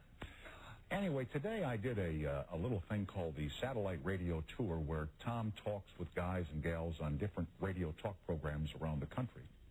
And I was chatting with Mike O'Mara and Don Geronimo from WJFK FM in Washington, D.C., and their motto there, by the way, is WJFK, less BS. So I'm sure that Jack Kennedy up in heaven is saying, well, it's the station with less BS. And I had an email that ties in with Don and Mike in Washington. A lady wrote in here, a family wrote in, they said, you know, Tom, every night we see you at the show there, you open the show with the wide shot. And we see the gold vase at the base of your chair. For heaven's sake, what is the gold vase? Actually, the gold vase is a spittoon. And what's in here, you see, I take a little breath mint between the office and coming down here to the studio, just in case I want to plant one on a female guest. You know what I mean? And then right before the show starts, because it's not polite to talk with mints in your mouth, we have what is called mint spit, in which I spit a mint into the spittoon. See, so one day, this guy, Geronimo, and Mike are in here from WJFK. They came out for the big primetime tour, where they got to talk with the CBS stars, and the lady who gave them the tour, they said, would you like to see Snyder's studio? And I said, well, we'd like to see, where he does the show from. They come in, and they come over here, and they see the old mint spit. And one of them says they took a handful of these and put them in their pocket, and we're passing them out on the plane. Oh, geez. Strange things on the radio from WJFK, where there's less BS. The Don and Mike Show. Hello. You can call Don and Mike anytime from anywhere in America. 877-365-3636. They're ready to believe you. Oh, right. This is ghetto-licious. Thank you. Now operating with a 7-day delay. The Don and Mike Show. Heard across America, Wichita, Kansas. Buzz, it's KFH-FM, and that stands for... Kansas Finest Hotel, Don. Sacramento, California, KHTK. And Tampa Bay, WBZZ. All right. Some of the stations on the show right now. Oh, phone scan time. Good. 877-365-3636. Very good. On-screen calls, let's get right to them. Hello, Don and Mike Show. You're on the air. Hello. O'Mara's on fire. You don't need no water, let the mother burn, baby, burn. Oh, God. All right. And the beginning was funny. There they are. Hello, Don and Mike Show. Fellas, I got a question for you. You're all in a lot of cities. Any time in the future you're going to be in the Chicago market at all? No. Any particular reason for that? We stink. No, you guys are the best, obviously, which is why I think... Obviously, we stink. We're not on in New York, L.A., or Chicago. Very direct question, very simple answer. We're on in a big market, Dallas, in the middle of the night. 2, we're going to be on very soon in Houston, Texas. Cool. On a station that I've just been told is a daytimer. Hey, great. Are you kidding me? Well, they can't put us on at night. Which means that, I guess... during the winter, we'd be cut off like at 5:30. Oh, God. Well, if Chicago can stand the likes of Kevin Matthews and Manco, I think they do pretty well with the Dynamite Show. I don't want to get into an inside radio file thing, but I think Kevin Matthews is fantastic. I really do. And you guys hold up just as well as the rest of them. Thanks a lot. All right, see you later. I just think when you get those large markets, it just seems like they want to make their own cookies. That's what they want to do. We're very happy with the way things are going now. Westwood One has been adding stations. Yeah, and, keep them coming. Even if it's a daytimer, we'll take it. And you can give them the real reason you're not on in Chicago. What's our feud with Bozo? Yeah. Yeah, that's right. Bozo doesn't like us since we outed him. Clown. Hello, Don and Mike Show. Don and Mike. Yes, we are. Hi. What up, fellas? What can we do for you? Not much. I just want to... First-time caller. Great. Last-time caller. Hi. When it takes that long to ramp up. Yeah. Don and Mike Show. Hello? Come on, these are on-screen calls, folks. Hi. Hello? Yes, hi. All right. I'd like to say I found a lot of shameless joy when you had to shave your eyebrow. Oh, Schadenfreude. Schadenfreude. Schadenfreude. Yeah, and also... Keep in mind, it's shameful, not shameless. Right. Shameful joy. Shameful joy. Yeah, he said shameless. Hello, Don and Mike Show. Entirely different. Oh, Don and Mike. Yeah, hi. Shameless would be what you and I do, Favorite Rob. nudist, Stanley. What? Pardon? Favorite nudist, Stan Lee. Stan? Is Stan Lee a nudist? Well, he should be. You know, he's 80 years old. I mean, that would be certainly a dried arrangement. Get to see his webs. Wow. Hello, Don Show. God. Hello. Phone scan. Oh, Marlon Brando checking in. How you doing? Or as we saw Jay Dubs write his name down the other day, Marlo Brandon. I'm not kidding. Oh, that doughy-headed J Dubs. One of the Hefe, who has the late night show, The Hideout. Yeah, they had one of their prep sheets out back in the producer's room, and I said to Rob, "Hey, look at this." And it was obviously Dubs, the dumb one, who had written on there that on their show they wanted to talk about Marlo Brandon. Marlo Brandon. I like that. Hello, Don and Mike show. Don and Mike. Howdy. Hey, I saw Anchorman last night. And how'd you like it? It is the funniest movie I have ever seen in my life. Wow, that's funnier quite a than statement. Zoolander, funnier than Dodgeball. Will Ferrell is a freaking genius. All right, my friend. Well, now, funnier than Dodgeball isn't saying a lot. No. Well, yeah. Well, it was funny at the time, but Funnier than Animal House? yes, it was funnier than Animal House. It is brilliant. Now we're skeptical. How old are you? 19. Have you even seen Animal House? Yeah, I've seen it. You seen it? Yes. Was it funnier than Schindler's List? Yes. Wow. Because I'm German, and so I love that type of movie. So you're going to go see Anchorman over the weekend, aren't you, Don? Yeah, tomorrow night. That's right. Because my wife has made the decision. Yeah, I think it's and from what I read, you've made the right decision. Hello, Don and Mike. My boys, my boy. Howdy, you're on the air. How you doing today, gentlemen? We're doing very well. Thank you for asking. Fine. Great. Hey, I just wanted to give you guys a mad shout-out. I just moved from the West Coast, and now I finally get to listen to you guys on good old FM. Old KTHK listener, and I couldn't be happier to hear you guys on FM out of JFK. Thank you. All right, thank you. Every time. See you later. Hello. Don and Mike show. Hello. Yeah, when's Sherry Licker coming back from vacation? What's that? So when's Sherry Licker coming back from vacation? Yeah, I'll give you one more shot if that cell phone holds up. No, he couldn't do it. And that's it. He's gone. Just Hello. as well. Don and Mike show. Hello. Hey, what's up, guys? Oh, no, they put it on screen. He was saying, when is Sherry Licker coming back from vacation? That's somebody who hasn't listened for a very long time. Yeah. That's a girl who's not on vacation. Like a lot of people who used to work on this show. She's gone on to bigger and better things. You can see her on Channel 9, I think, doing the traffic. Channel 9 traffic. Hello? Hey, what's up, guys? Hey, hi. Hey, I want to tell a joke. Do you want to give your phone number out? Sure, why not? Of course. Okay, hold on. We'll have to verify this with Joe and B.A. Hold on, I'll come back to you. Hi, Don and Mike show. Oh, Mike? Yeah. I'm tired. How you doing? We're doing great, thanks. Sacramento checking in with you. Shocker. Don? Yes. Are you still planning to move in there in 4 years? Hold on, Mike and Robert doing the dance. They're both doing. You know what? It's the Friday, and Mike has added special sexual. Just for you, sir. A little extra venom. Little sexual venom in there. A preemptive strike. Mike, you led on that. That's right. You're a classic Sacramento. Hey, we would love. What? North California. Vote for him. Vote for the Terminator. All right, swallow all that extra saliva and give it a try again. Okay. Okay. Don and Mike. Yeah, hi. Sacramento looks forward to you coming back out and performing another great Las Vegas-style show. All right. Now, how long have you been listening? Oh, 8, 9 years. Okay, you know we haven't done a Las Vegas-style show in about 4 years. What I'm trying to do is get the excitement going again. Oh, you are? Yes, sir. How are you trying to do that? By calling your national show and trying to shame you guys into coming out here. We have shame us into it. Shame you.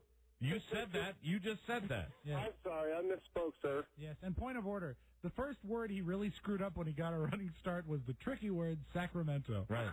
I'm here from Sacramento. Let me just say that both those guys were doing the dance. Mm-hmm. Has B.A. ever seen you guys do the dance? The Sacramento dance? Would you do the dance for Beth Ann? Absolutely. All right, hey, joyfully. B.A., would you come in and we'll keep this guy from Sacramento on the phone? Do I have to do the second part of it? Yes, you do. Okay. This will help her understand. And mighty proud Sacramento, don't you have some kind of track or something going on there this weekend?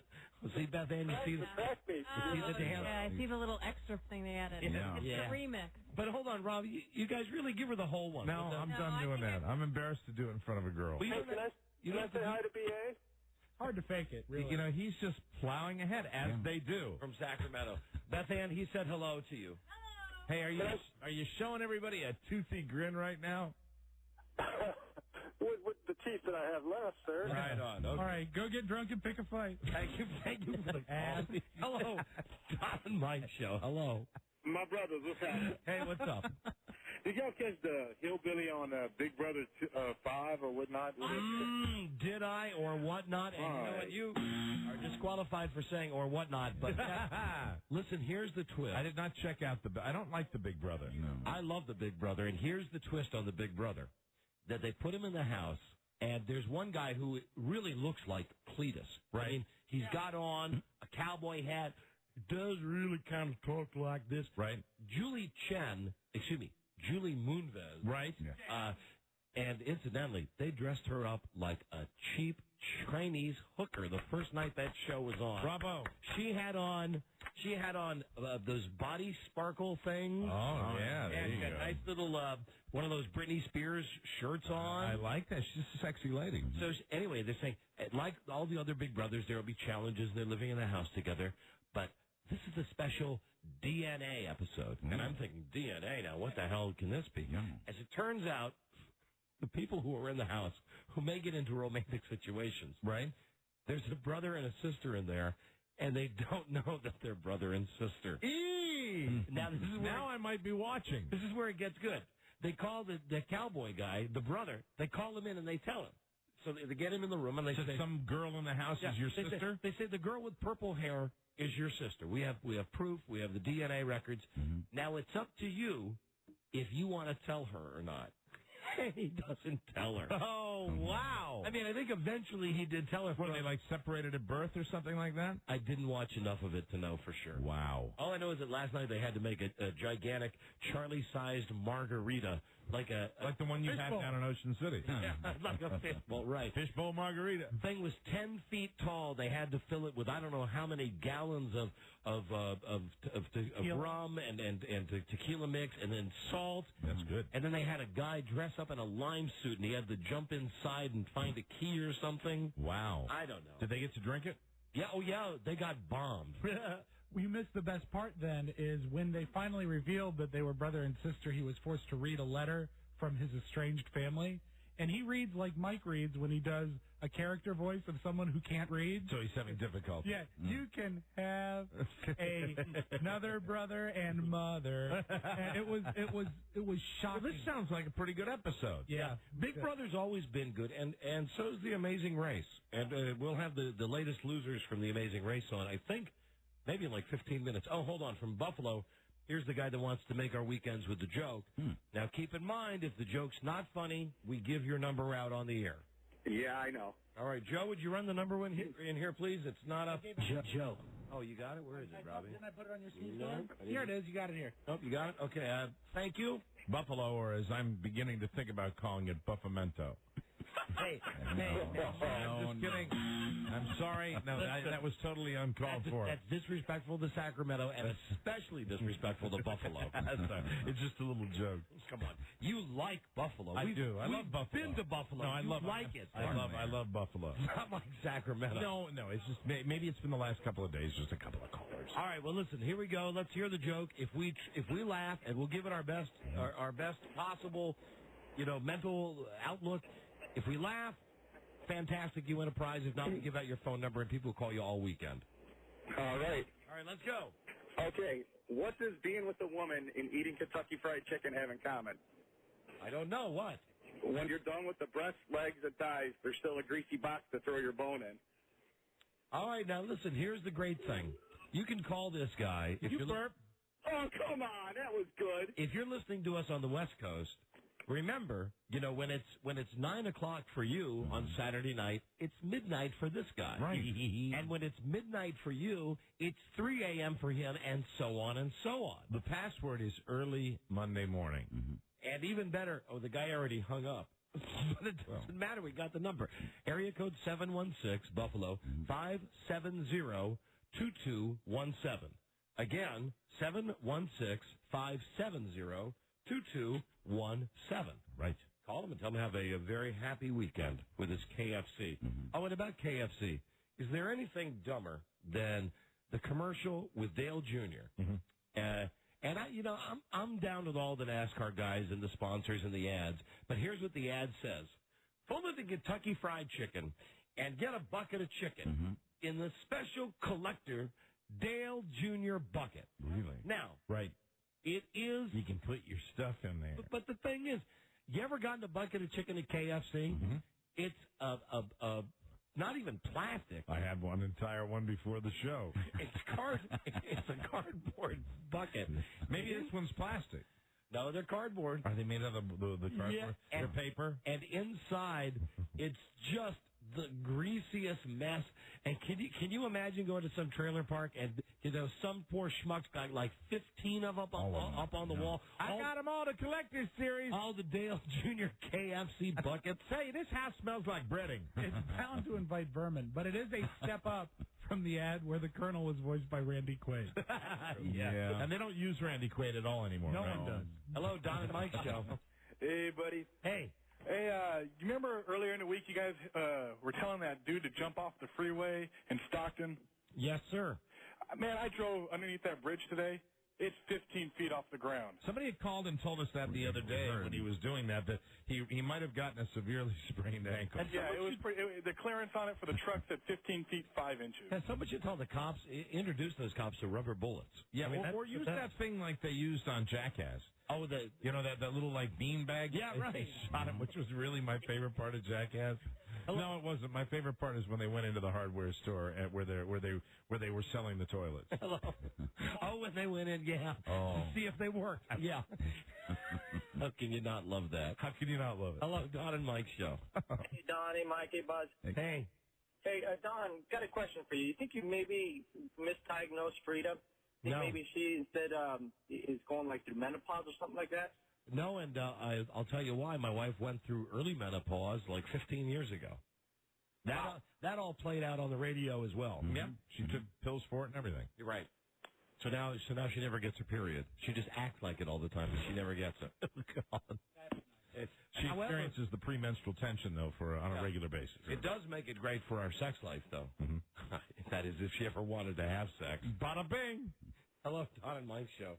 I tell you what, if I had $1, and I'm serious about this, if I had $1 for every day since my wife initiated a move on me, right, I would be on an island somewhere calling you, Mike, and saying, if your restaurant burned down, don't worry, I'll buy you 5 more. Thanks so much. If I had $1 for every single day. But as long as she responds positively when you initiate, when she deals with the charging bull.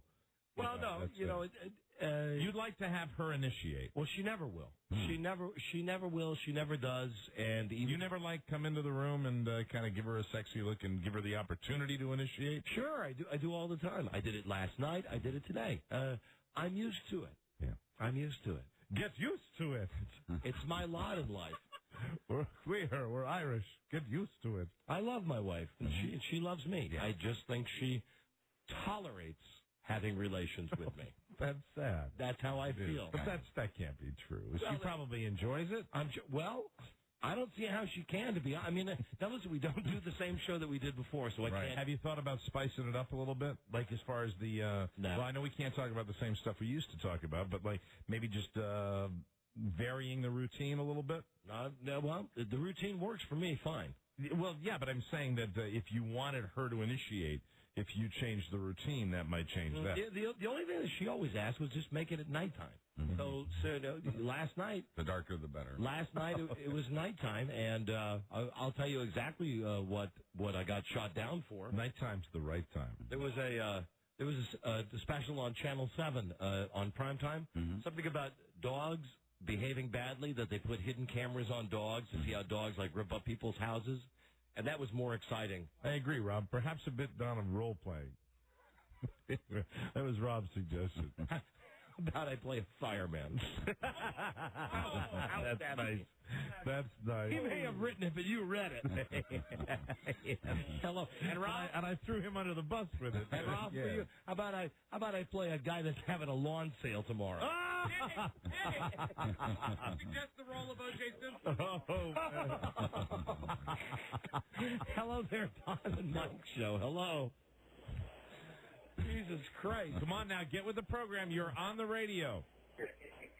Nah, you're gone. You're Brando. Hello, Don and Mike Show. Hey, how's it going? Okay.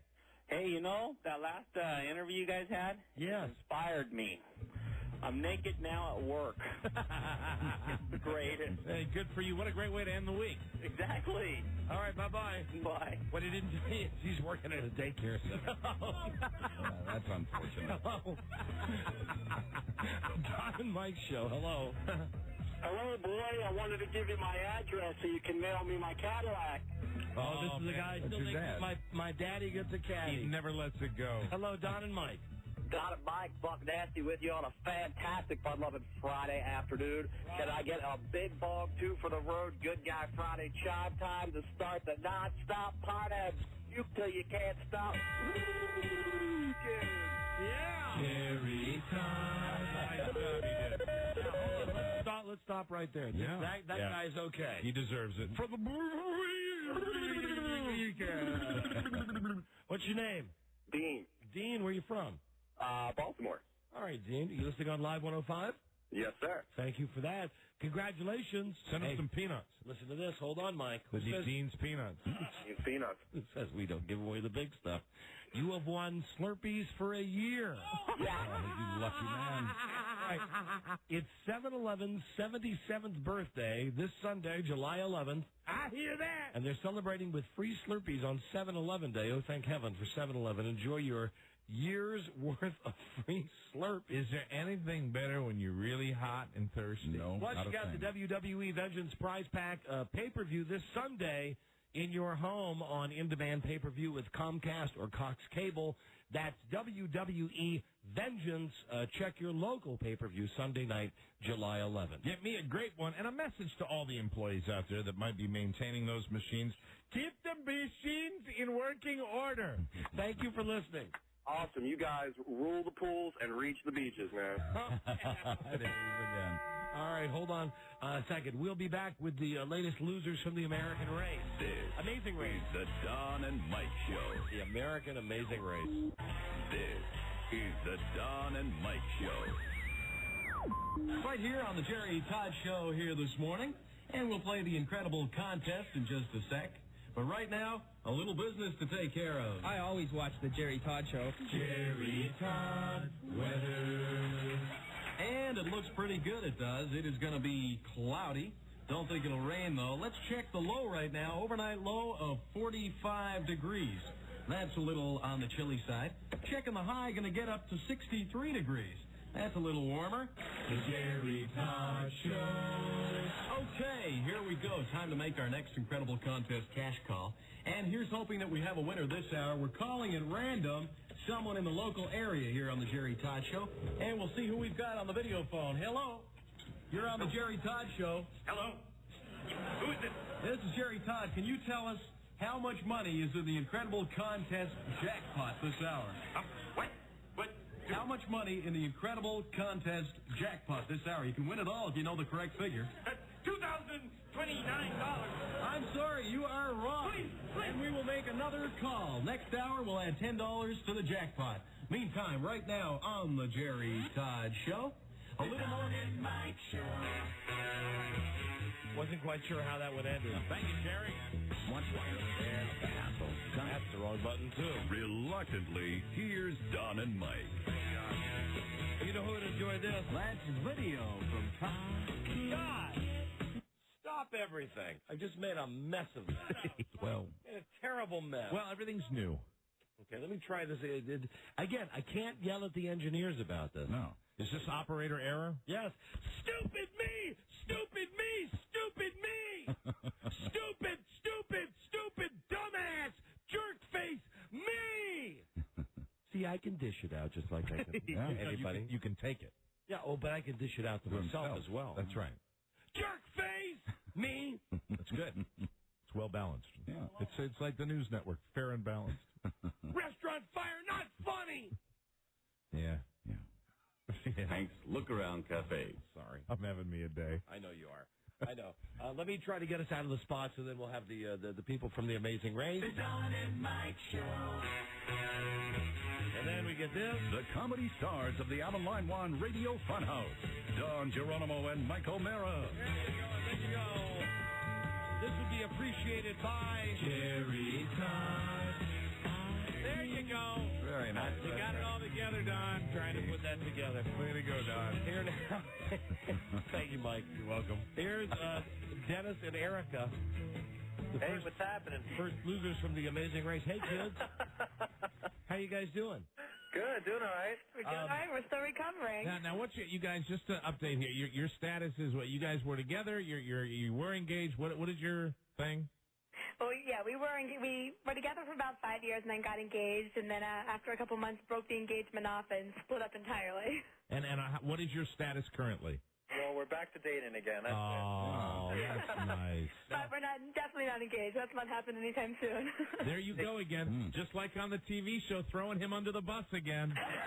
There you go. You did that right when they eliminated you. You know what, Mike? Yeah, that was your comment. Absolutely. About them. Immediately, as soon as he said you're not, you're the last ones, you said he was too nice, and you were smiling. Thank you. And I know the type you are because you were smiling when you said it, but you were throwing daggers at him. I don't care how much you were smiling. I wasn't, because I know him so well that it's his personality, and we joked in all of our pre-interviews that we kept making jokes that, whenever we get eliminated, or probably because Dennis gives cabs away to somebody. So it was kind of an inside joke the whole time, and that it ended up happening. So it's a good thing. He's a sweetheart. Erica and Dennis, The Amazing Race is really the best reality show that's on TV. It really is, and you guys should be ashamed of yourselves. You were the first ones off. You got beat by the moms. By the moms. And you got beat by the midget. And we had no opportunity to catch up, though. Hey, those moms are tough, and Charlotte is one strong woman. So. And the moms, when they were on that bungee jump, I think it was a weight issue that everybody else, you guys included, kind of eased. Well, did you guys do the bungee jump, or did you do the roulette? Yeah, we did the zip line. Come on, we're not going to do the roulette. The zip line, and you guys kind of eased down into the pool, but the mommies, man, I thought they were going to die going down to that pool. The Amazing Race, there's how many? Are there 13 teams? 11 teams? 11 teams. Yep. And this time they started in California, and they go around the world, and the producers do things to screw them up. Like on the very first night, they had to run to the car and then run to the airport. And I was really hoping this couple would win. I didn't want to see the couple where the lady kept saying "Andre." Here's the thing: when you get to the airport, the producers of the show said, the flight that leaves earliest was it United?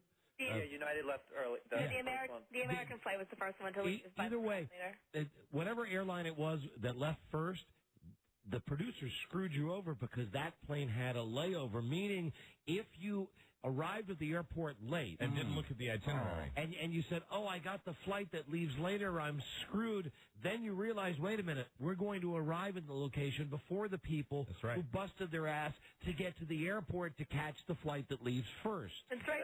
The four fastest teams that got there first ended up getting to Uruguay latest. Is there any relief when you get eliminated? When you realize you don't have to do all that crap again? No. No, there was no redeeming quality to being eliminated first, right? Not at all. What was the process to go through to get on The Amazing Race? It was pretty intense. It was a big interview process. They screen you, and it gets pretty intense. We'd actually been really big fans of the show as well, and we had applied for 2 other seasons and been semi-finalists on season 3 and 4. Eric, have you thought about the fact that maybe you two should just bite the bullet and go ahead and get married? You want to be with him. It's obvious. I do want to be with him. You're right, but really, this this on again, off again. We're on a TV show together. You want to be married to him, Erica? I'm gonna have to disagree with my good friend Mike. I think that, and no offense, Dennis, but listen. Come on, you can't collar in this woman. You can't close the deal. It seems to me that Erica, you should go the route of, I don't remember the girl's name, but she was on The Amazing Race before, and now she's on Big Brother by herself. Right. You should do that. You should dump this guy and get yourself on the next Big Brother. Hey. I don't know. about all that. If he would agree to marry me with only like 20 people on the beach in the middle of nowhere, I would do it, but he's 100% Greek, and they all want to have this big, fat Greek wedding, so... Oh, you want to do the big Greek wedding? Dennis, is that the only obstacle?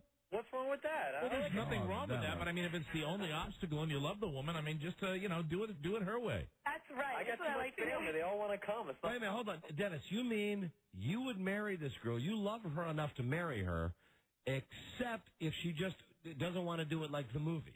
If she doesn't want to do it like My Big Fat Greek Wedding, you won't marry her? We might have to reconsider. Why don't you just fly her out to Vegas or something like that? Oh, yeah, she would love that. High maintenance. High maintenance one over here. I think she should go for a... Erica, you don't like Vegas? No, meanwhile, I'm the one who wants the small little 20-person wedding, and he's the one who wants the 500 people. Who's high maintenance here? Ah, that's a good point. Yeah, but these two maybe, I misspoke. They never should be together. Dennis, why is Erica so high maintenance? She's ridiculous. She has to have all the designer labels. She has to be spoon-fed her food. Do you think she might be a snob or spoiled? And I only bring that up because these are words I've used to describe my wife of 23 years recently. She's a little spoiled because I do spoil her, but she's tough. Like, she definitely surprised me on the race, though. And Eric, when I met him, I was a little farm girl who grew up with nothing, and he spoiled me, so it's all his fault. And since we've tackled you, Erica, perhaps you could tell us what are the problems with Dennis? What are things that really frustrate you about Dennis? You know what? Honestly, I can't even come up with anything. Ain't that always the way it is? Yeah. Not a thing wrong with the man. See, poor Dennis, because she'll say that on the air, and then when they're together an hour from now, Dennis will just be you pummeled. can ask him. He's such a sweetheart. He's the nicest guy, and I'm so lucky to have him in my life. And that's why you've broken up with him how many times? Hey, who said I broke up with him? You know what, Erica? In that case, bite the bullet and have the big Greek wedding. Yeah. But you know what, though? Nice guys finish last, and that definitely proved true. Now, but the way I understood it in that episode, you were being nice just to prove to the other contestants that you could be nice because you've been a little pushy before, right? Yeah, I mean, usually I'm usually the nice guy around other people, and then right off the bat, I had this big blow-up at the airport counter. And that's right. Oh, you had a great fight at the airport counter. I was proud of him. He was screaming right back at everybody. Yeah. That's fantastic. It's a pretty intense show, and the one question that popped into my mind when I was watching it was, as far as the rap as being ugly Americans. I mean, it just seems like you guys whisk into these countries and just overwhelm people. It's like, Andre, get me there. Do you ever run into any problems with the locals? All the people we came across were so nice. Everybody was just wonderful. Mike, they were terrified. Mike, I think you'll get the answer that you're looking for when we speak to someone who's been on the show for more than one episode. Yeah, that's true, because we had really good luck with everybody that we came across. Yeah, even though it was, albeit brief. Exactly. Their big excitement was running to the yellow cars, right? Then running to the Mercedes, then running to the airport, then losing. How did the beef smell? It was pretty bad. Dennis carried it the whole time, so he should tell you more about that. Erica, we noticed that.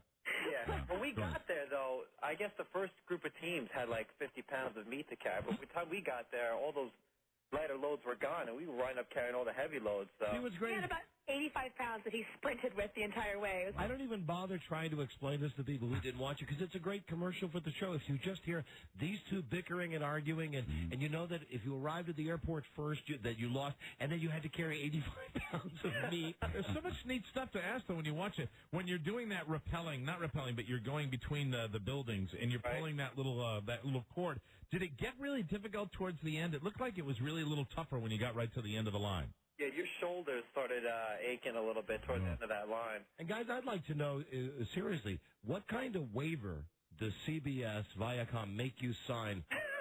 No, I'm serious, because who's to say that any of those things that you were doing... Yeah, that could snap. Right. Yeah. What kind of waiver do you have to sign? It is a long-ass waiver, but they also have people testing everything out in advance, so we know we're pretty safe. So, but I really thought maybe when the mommies were hitting that bungee cord that we were going to see snap, and then they were going to be about 15 feet shy of the pool, but they get down there in a hurry. There's supposed to be a lot of boing in that bungee cord, but that was more like just... Amazing. It really was. It looked like one of the scariest things I've ever seen on The Amazing. Still, you got beaten by them. But they're strong women. They're very impressive.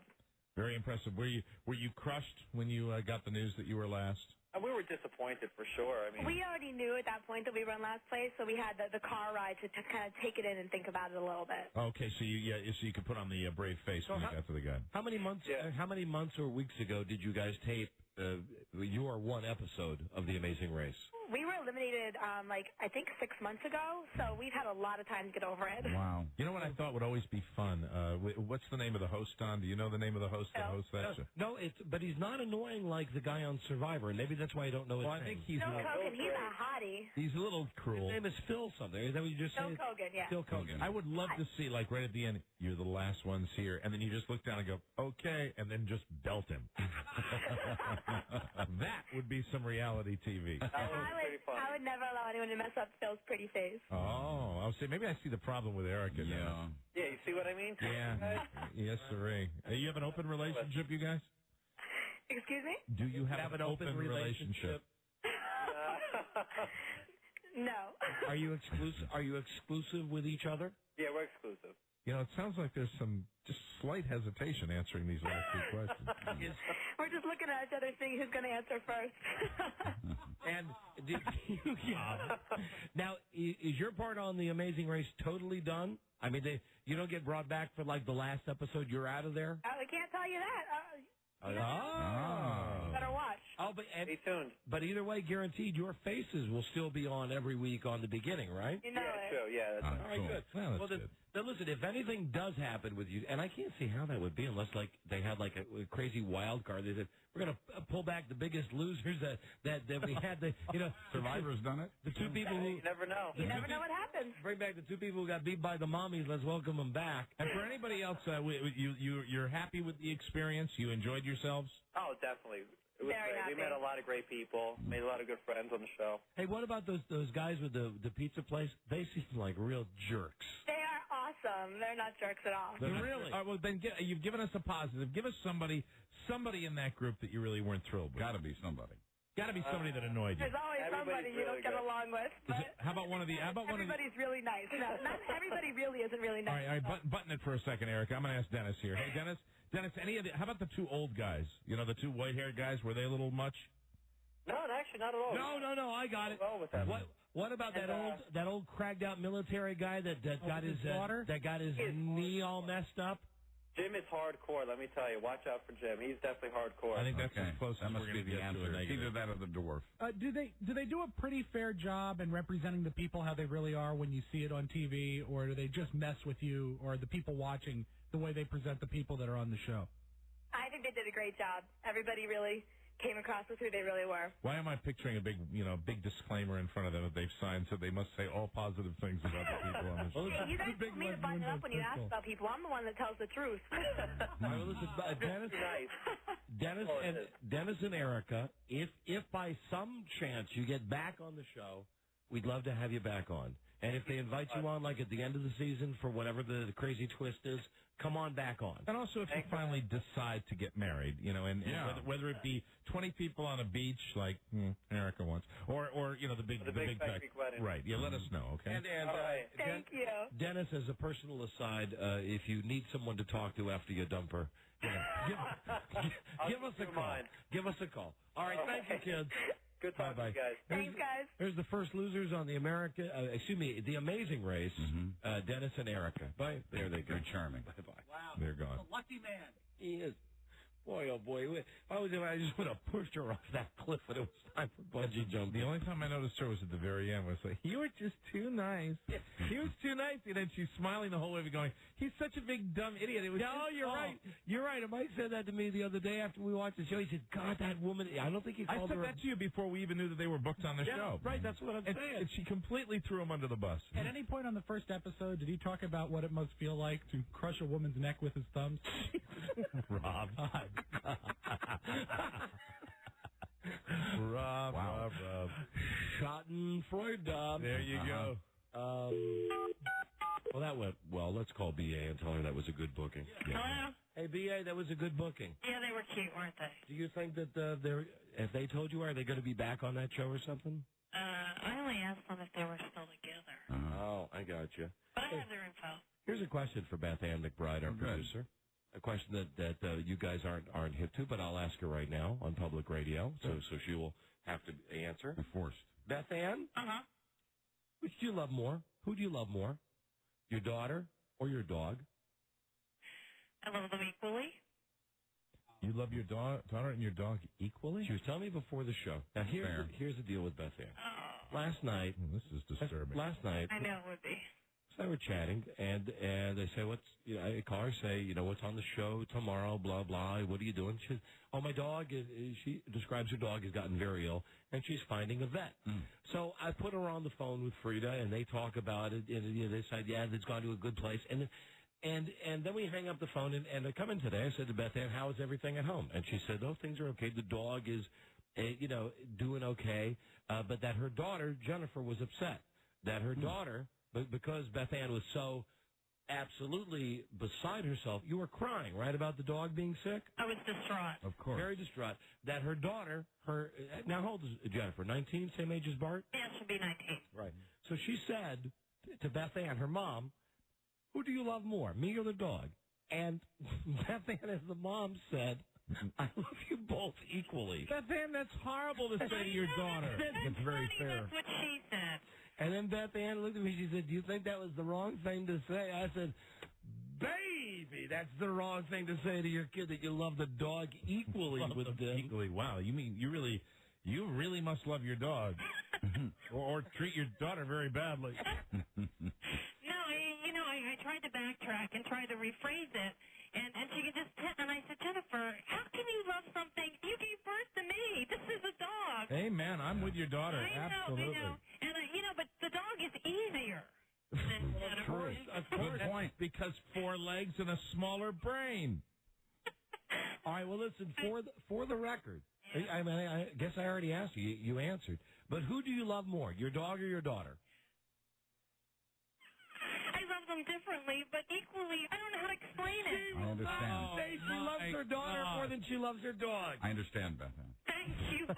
Yeah, of course you understand. Incidentally, do you have any friends yet? And I probably don't have a daughter right now. I do have a dog. No, I don't have any friends. Remember that was the rap when Beth Ann first got here. She had no friends. Well, you've been. You might want to do what Wendell's doing. A month and a half. What's that? Joining the volunteer fire department.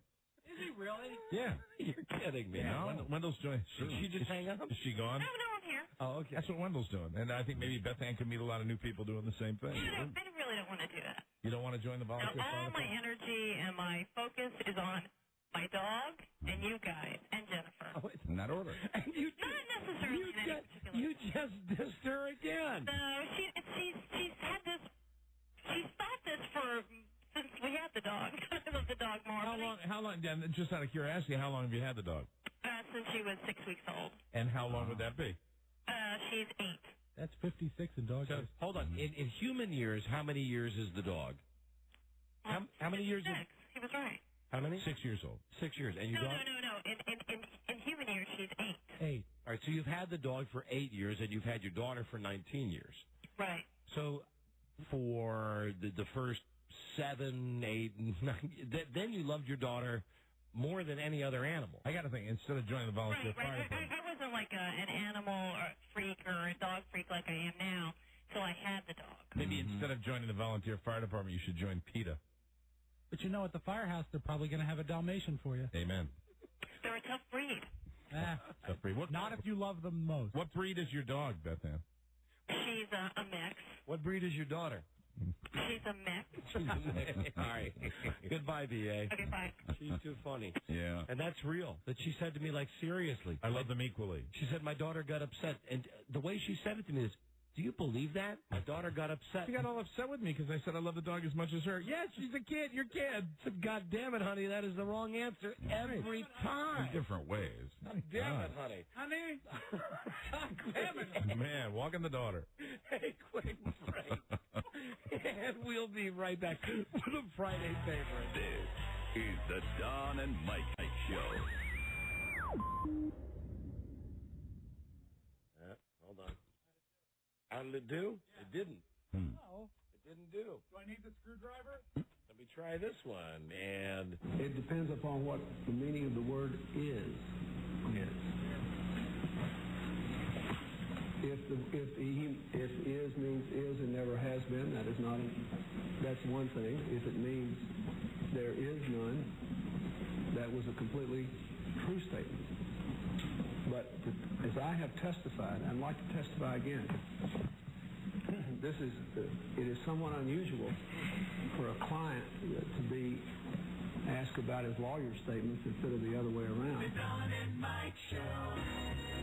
Yeah. Slick Willie. Right on. 522. 222 on the west.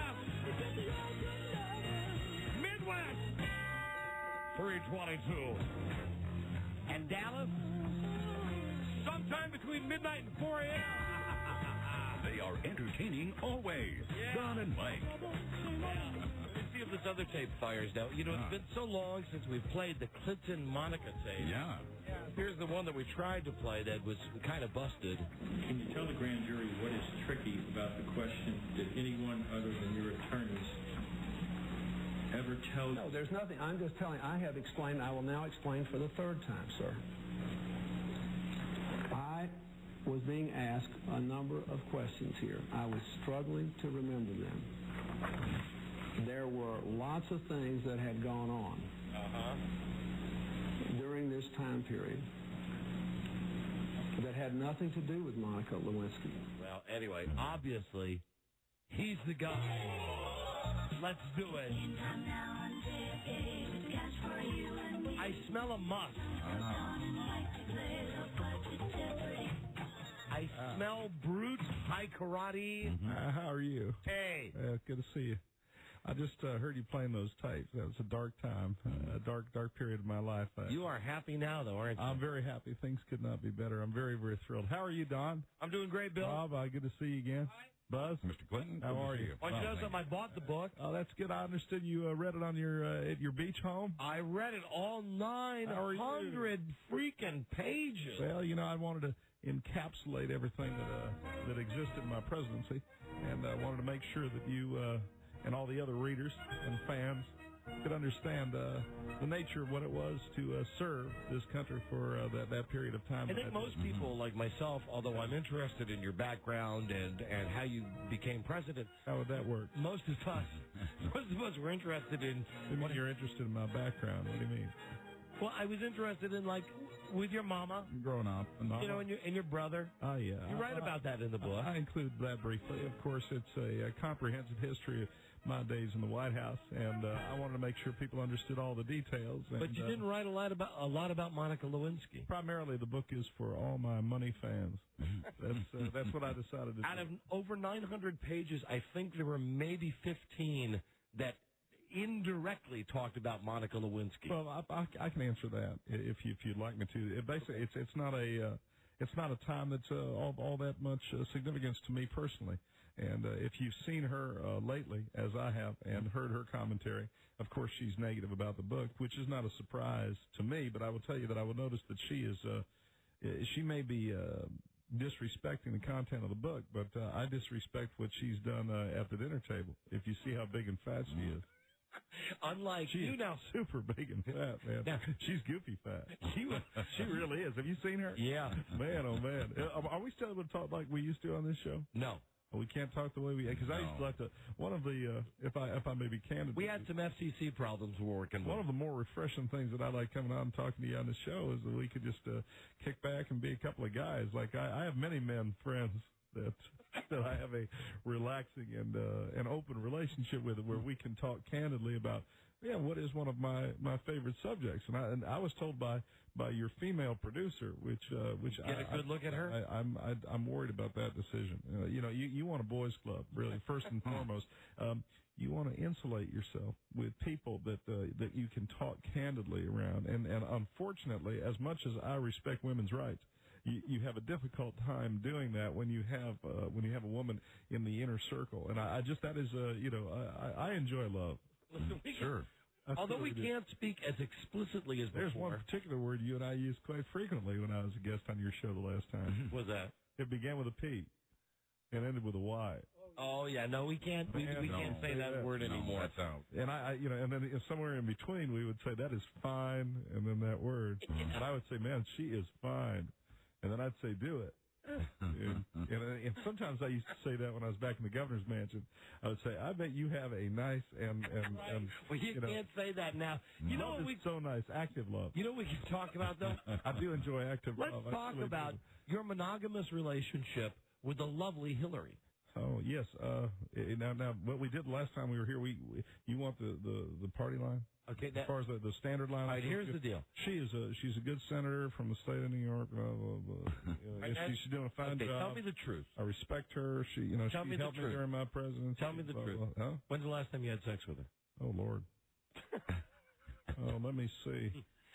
I called her 2 weeks ago, and I think we were talking about that. She was complaining, which she's often wont to do, and I think it would be.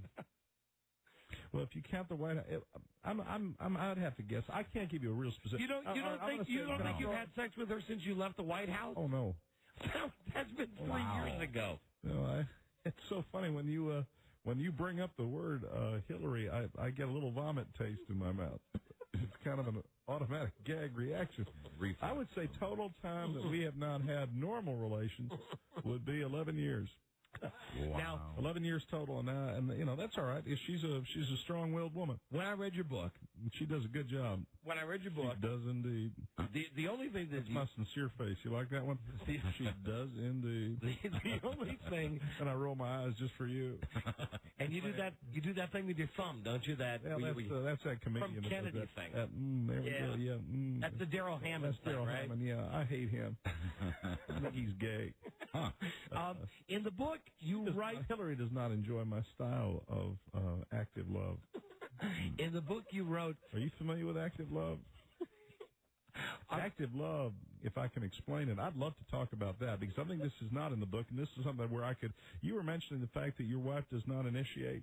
Correct. We are compadres on that, mi amigo. My wife Hillary also. Absolutely. It's very, very difficult. But with other women, women that you might be interested in pursuing some sort of sexual relationship with, you can begin the process of lovemaking even sitting at a countertop. Hey, but dude, here's the thing though. High energy, one-sided active love. Here's the thing. That's what I enjoy. I know Buzz and I have spoken about this often. He understands all of my concepts, and I've read every book on the subject. I'm a voracious reader. You know, I think people should be well-read and well-informed about a variety of subjects, but one of the subjects that has interested me in my Harlem office since I've been outside of the presidency has been the art of love. Mm-hmm. And the art of love in so many different cultures and so many different entities is something that you can pursue in a variety of ways, and it starts with the mind in many cases. But you're married, though. You're a married guy. Well, there are details that have to be addressed, but I will tell you right now that I certainly enjoy the process of active mind love with a variety of different subjects, and that's what I'm pursuing right now. Mind love? How that mentally, as a former president, I can sit there and look at a woman, and she can look at me, and I can communicate to the point of actual arousal my feelings for her. That's what I try to do. In your mind. Active love is swell and respected in the Far East. That is one of the areas, and I've read those books, too. Yeah. Active Love. That'll be my next book. Active Love by Bill Clinton. In this book, Active the only part one-sided love. The only part you wrote about Monica was that you did it and you were sad, and then Hillary made it was not good. Hillary made you sleep on the couch for about 3 months. Y'all know I was in the doghouse. There's no doubt about that. She put me in the doghouse. Yes, she did. She had me sleep on the couch, but that allowed me an opportunity that people are not aware of to pursue my new interest in the computer. Oh. And the couch was located very close to a computer terminal. Let me then guess. I was informed by the Secret Service. Some of the sites that you visited. Well, I went to the first one. I went to www.jennajameson.com and enjoyed an hour or two of wonderful. And then I involved myself before the Secret Service shut it down. I involved myself in several wonderful chat groups where the idea of active love was discussed. Now here's a question. I'll answer any questions. When you go on perfectly candidly, I'm not an officer. When you go on an adult-oriented chat group and you identify yourself as Bill Clinton. I do no such thing, sir. Good for you. I do no such thing. What is the name Let me you make use? it clear to you right now. I did not use that. I used my chat group name. Which is what? Barney. Barney. I would say Barney, and that was it. And then I would be Bobby, or I would sometimes be a pretty girl. It would depend on the moment, and that's the nice thing. I don't know whether any of your listeners are, I was behind the times as far as the computers. There were stories written about that as how computer illiterate I was, and it's true. I still am for that matter. But I'm going to tell you right now that one of the things I enjoyed was creating different personas. Do you know you can go on a chat group and you can make yourself a totally fictitious person? Yeah. And I found that to be enlightening and liberating, that I could be a beautiful 25-year-old woman on the computer and talk to men as well as women. It was very, very exciting. That makes you a faggot. Well, no, it does not. It does not in any way. Not that there's anything wrong, and I believe equal rights for all citizens, and I'm in favor of equality, and I've done a lot of work for it. Did you ever take a conversation with a man where you were pretending to be a woman? Did you ever take it to the point of active love? Yes. Yes, I did. But, of course, active love is a mental thing. It's not something where there's physical contact, not physical contact with that individual towards me. But in many cases, how do I explain this succinctly and clearly so your listeners will understand it? I'm going to tell you this. What I did was, during my computer chats, I would communicate mostly as Johnny Smith, who was one of my computer names. That's the name that Bush used yesterday on the show. Johnny Smith.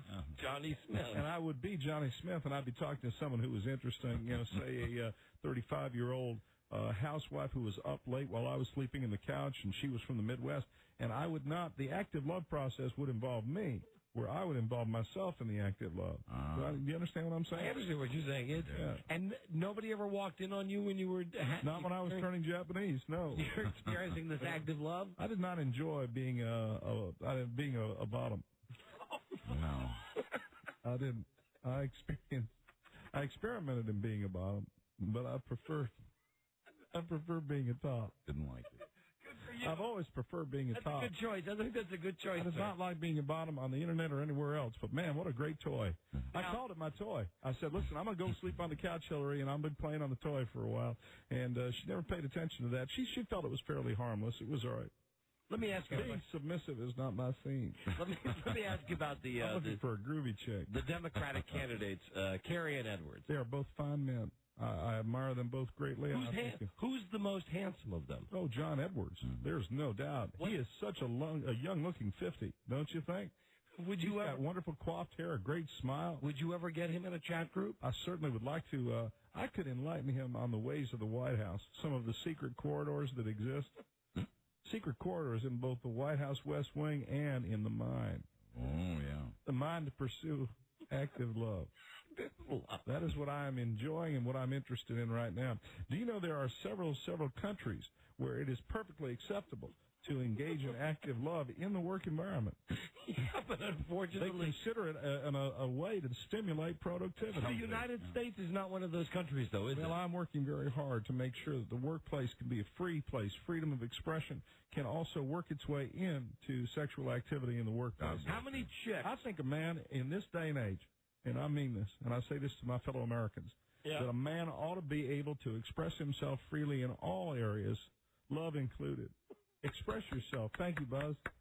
I think of that young VP that's out there right now working real hard, and it's a Friday afternoon, and he desperately sees that girl in the outer office that he wants to hit on. And he can't do it because of these societies, regulations, rules, and regs. What about the chicks that you must meet, like at your book signing, where you have people lining up for 12 hours, and it's like the percentage is 80% female, 20% male. What? ATB, John Geronimo, ATB. ATB, what's that mean? All too brief, my friend. They'll line 1,000 of them out there, and they'll just whisk them right through, and I'll just be, wait! I'll try to grab them around their ankles when they're leaving, but it's real tough to do.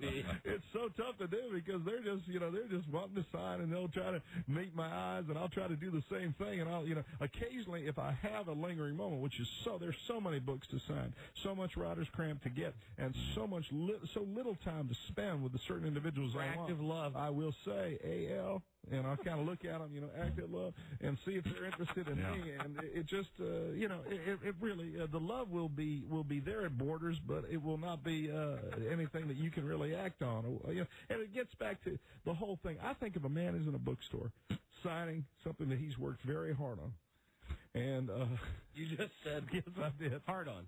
I will just say this, that I think a man ought to be able to enjoy the fans of his work. And a man ought to be able to communicate that enjoyment in the only way he knows how. Yep. Active love. How did it go at Barnes & Noble? Barnes & Noble is a fine bookstore, a great chain. That's a good joke, Ron. Barnes & Noble, we're very accommodating, and I always request three things when I do a book signing. Lots of active love. What I request all the time, give me a glass of water. In case I get a little dry. Right. You got water, right? Okay. I'll require a little to wet my whistle while I'm signing my books. I want fresh pens that aren't going to run out of ink. We don't have any glitches like that. No problem. And I request a table that has a curtain in front of it. That is all I request. I know. Because quite often when I'm sitting down, I become hot and sweaty, and I will remove my pants when I'm doing my book signing. And of course, it would be unbecoming if I'm wearing a business suit with my tidy whitey. And well, now, quite often, don't you go commando? Only when I'm near a sex chair. Sex chair. Familiar with a sex chair? No, I am. What's a sex chair? Something where you can enjoy hard, sweaty, deviant, one-sided, wet, active love. We're going to play the game. Now, what is Jeopardy? I sure didn't know we'd be talking about that the whole time, Rob. but I kind of liked it. First two callers at 877-365-3636 get to play with my man. Yeah. BC, my man. Yeah. Can I just say something to your lovely wife who may be listening today? I'd like to pass this message along to her. Oh, sure. Go ahead. Rita, this is your former president. Initiate. That's all. Initiate this weekend. Initiate. Make him happy. Initiate it. And let me say something if she's listening to Hillary. Initiate. I have to be more specific with that. Just two words for her. What's that? Touch it. God. Of course, please touch it. And you are speaking about touching what? My heart. There you go. Thank you. Right.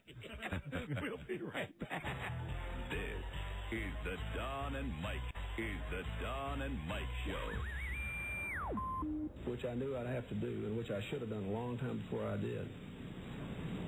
That she would talk about it. Not because Monica Lewinsky's a bad person. She's basically a good girl. She's a good young woman with a good heart and a good mind. I think she is burdened by some unfortunate conditions of her upbringing. But she's basically a good person. But I knew that the minute there was no longer any contact, she would talk about this. She would have to. She couldn't help it. It was a part of her psyche. So I had put myself at risk. So. The Don and Mike Show. She's a good girl, though. Not yet available on DVD. It's the Don and Mike Show. That's part of her psyche. It's the bitch psyche. Oh, I'm sorry, I have to say the truth. Yeah. And how about how she's looking today, Monica Lewinsky? I believe I like to refer to that as poetic justice. I think it really is. I've looked at her, and I just want exposed shoulders are not the way to go, Monica. Hey, President Clinton? Yeah, yes, Don. Before we play Jeopardy, here's a Who Would You Do?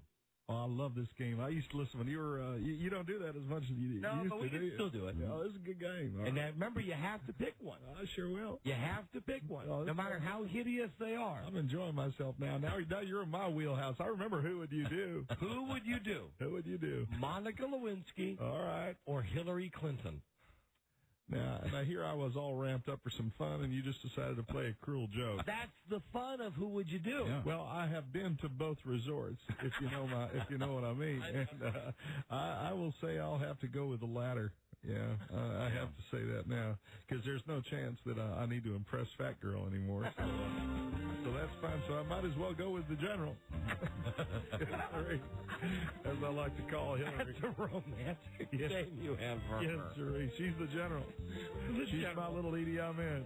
I tell you right now, man. And I'd like to compliment you on your program today. I enjoy nudism also, which many people do not know. I work better and I am am more relaxed in the nude. It's a great time we have here. Are you ready to get started? Yeah. I remember they're not nudist colonies. They are nudist resorts. Yeah, resorts. Like a great resort. I tell you, I wish I could golf in the nude. That would make me happy. All right. Vernon Jordan got me into it.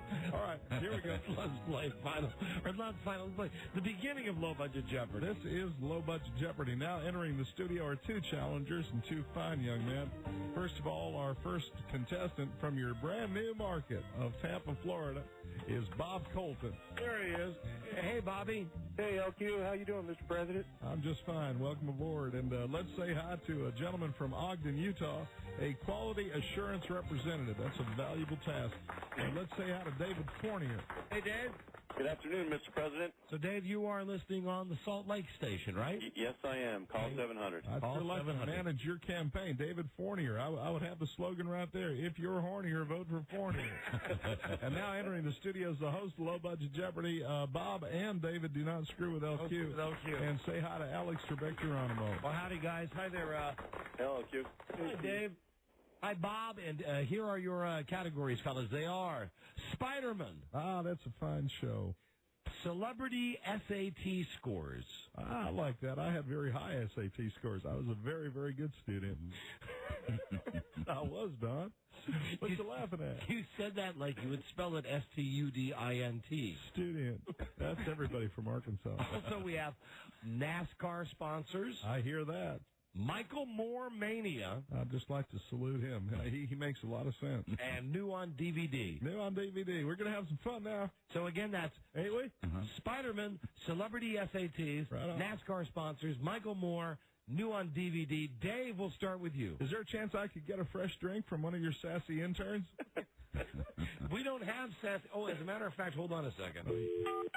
We don't have sassy interns. Oh, that's a shame. But we still have Joe, and Joe is not giving us... Hey, hi, B.A., would you put Joe on, please? Yeah, 1 second. Joe has not given us his weekend kickoff slogan, and I think you're going to love it. Well, I'd love to hear it. It'd be great. Joe Ardinger, say hi to Bill Clinton. Hello, Mr. President. Well, hello, Mr. Ardinger. How are you? It's nice to meet you. Joe, we've not had the opportunity. Here How are it is. you? 3 hours into the show. Give us your weekend sign-on. The weekend is here. Have a can of beer. Oh, that's great. I'll hook you up with my brother. Really? Should I do it in my British accent? Yes, please. Love to hear that. Love that. The weekend is here. Have a can of beer. You're a good boy. He is. You're quite a good boy. I'll give you Roger's number. All right, thank you. Bye-bye. All right, let's get rocking and rolling, shall we? All right, Dave, go ahead. You pick a category. I'll take celebrity SAT scores. Now, these are courtesy of Time Magazine. And can I just say, everyone should get a good education. And I'll give you a 50-50 shot on these. I'll tell you the celebrity, and it's either over or under 1,000. All right. Okay, because a lot of people scored 900, maybe 1,100, 1,200, 13. You're real smart. Very good. Are they over or under 1,000? This will be a fun little conundrum. Celebrity SATs. For one, Tom Cruise. What is under 1,000? No. Bob, it's your chance to steal. What is over 1,000? Yes, there you go. And Tom Cruise's SAT score 1125. I think he was darn near a fool to let go of that Nicole Kidman. Yeah. Oh, let's stay there. Did you see Eyes Wide Shut? I have it. I own it. Sure. I'm not surprised. Don't you like when they go to the big mansion and they're all wearing masks? The big Mardi Gras party? Oh, that's big fun. I wish I could have had a state dinner like that. For two, over or under 1,000 on the SATs, Christina Applegate. I'll say over. Not in the form of a question. And, David, it's your chance to steal. What is over? Damn. Come on. She's stupid. She doesn't seem stupid. She seems brilliant. 960. She is so hot. 960 on the SATs. When I was in the White House, I used to watch Married with Children every weekend just for her. I didn't like Peg, but I sure liked the little girl. She was nice. Blonde, tight. Hot as fresh tar. Bob, you're in control. Celebrity SATs for three, okay? Here we go. For three, Adam Sandler. What is over? Fellas. David, your chance to steal. I'm going to say what is under. Yes, Adam Sandler, dumbest of this group, 765 on his SATs. Oh, Adam Sandler. Didn't he go out with Drew Barrymore for a while? Yeah, he did. Oh, man, she is hot as an engineer's inseam. All right, David, you're in control. Dave, pick another category. I'll take Michael Moore. Michael Moore, Mania. Michael Moore's current age. What is... Sorry, Bob, your chance to steal. You got to move. What is 37? Please, Michael Moore is 50. 50, David, you're still in control. I'll take Michael Moore for 2. Michael Moore's waist size. What is 47? Bob, your chance to steal. What is 48? 52. 52. Wow, man. David, you're still in control. Michael Moore for 3. Michael Moore, celebrity SAT. Over or under 1,000? What is under? Oh. Bob, your chance to steal. What is over? $3 for you, Bob. And can we all agree Fahrenheit, best movie since Smokey and the Bandit? 1,200 for Michael Moore on his SATs. Select again, Bob. Spider-Man for 1. Spider-Man, here we go. His real identity. Who is Peter Parker? Right. $1 for you, Bob. Starting to mount a little lead here. Spider-Man for 2. The comic book company that publishes the comic book. What is Marvel Comics? Right. $2 for you, Bob. You're rolling on this one. Spider-Man for 3. Name of the newspaper that Peter Parker sells pictures of Spider-Man to. What is the Daily Bugle? Right. $3. You've run the category and opened up a sizable lead, my friend from Tampa. Select again. NASCAR sponsors for 1. NASCAR sponsors. They are the major sponsor of Tony Stewart's car. Who is Viagra? David, your chance to steal. Who is Budweiser? Negative, fellas. Big orange Home Depot car. Home Depot, where you get all your home products. Have you ever been to a NASCAR race? Sure, I was at the Daytona 500. Is that a honey hunt or what? That's like a stink pit, isn't it? Oh, man, fantastic. You come there. We should go together. Go out there and go to a NASCAR race. What a honey hunt. All right, Bob. NASCAR for 2. Very good. The major sponsor of Jimmy Johnson's car, the 48 car. Who is Viagra? Nice. David, your chance to steal. Who's Lowe's? Lowe's, yeah. All right. There you go, right. The blue Lowe's car. $2 for that, David. You select again, please. NASCAR for 3, Mr. President. Major sponsor of Mark Martin's car. Arg. Who's Budweiser? Bob, your chance to steal. Now is the time for Viagra. Who is Viagra? But you had to go with your dialogue. Now is the time for Viagra. What? Not in the form of a question. Yeah, we've been out of the market for a while, Bob. You have forgotten the rules. And, David, you're in control. Let's see. I will take... New on DVD. It's the only one left. Pardon me? New on DVD. New on DVD. Here we go. Stars Johnny Depp. Bob, your chance to steal. Nope. Secret Window. Secret Window, yeah, not a good movie. I like Pirates of the Caribbean a whole lot, though. Yeah. All right, David, you're in control. You like Johnny Depp in makeup, don't you? I do. I like him in makeup. I like that one where he cut all the shrubs. Eddie Scissorhands? Oh, that's funny, man. His hands were actual scissors. God, that made me laugh. Oh, man. I have lots of DVDs. That's quite a collection. And who's your favorite director? Buzz, what's that guy's name? Andrew Blake. That's the one. You don't need to ask him. You got the taste. They're fantastic. Everything from the Vivid collection. Yeah. All right, David, you're in control. New on DVD for 2. Stars Adam Sandler. 51st Dates. What is it? Not in the form of a question. You are a taskmaster, Don. All right, Bob, your chance to steal. What is 51st Date? Right. All right, what was that, $2 or 3? 2. $2. Select again, Bob. DVD for 3. All right, final question on the big board. New on DVD, stars Ashton Kutcher. Okay, that silence means... David, your chance to steal. What is Butterfly Effect?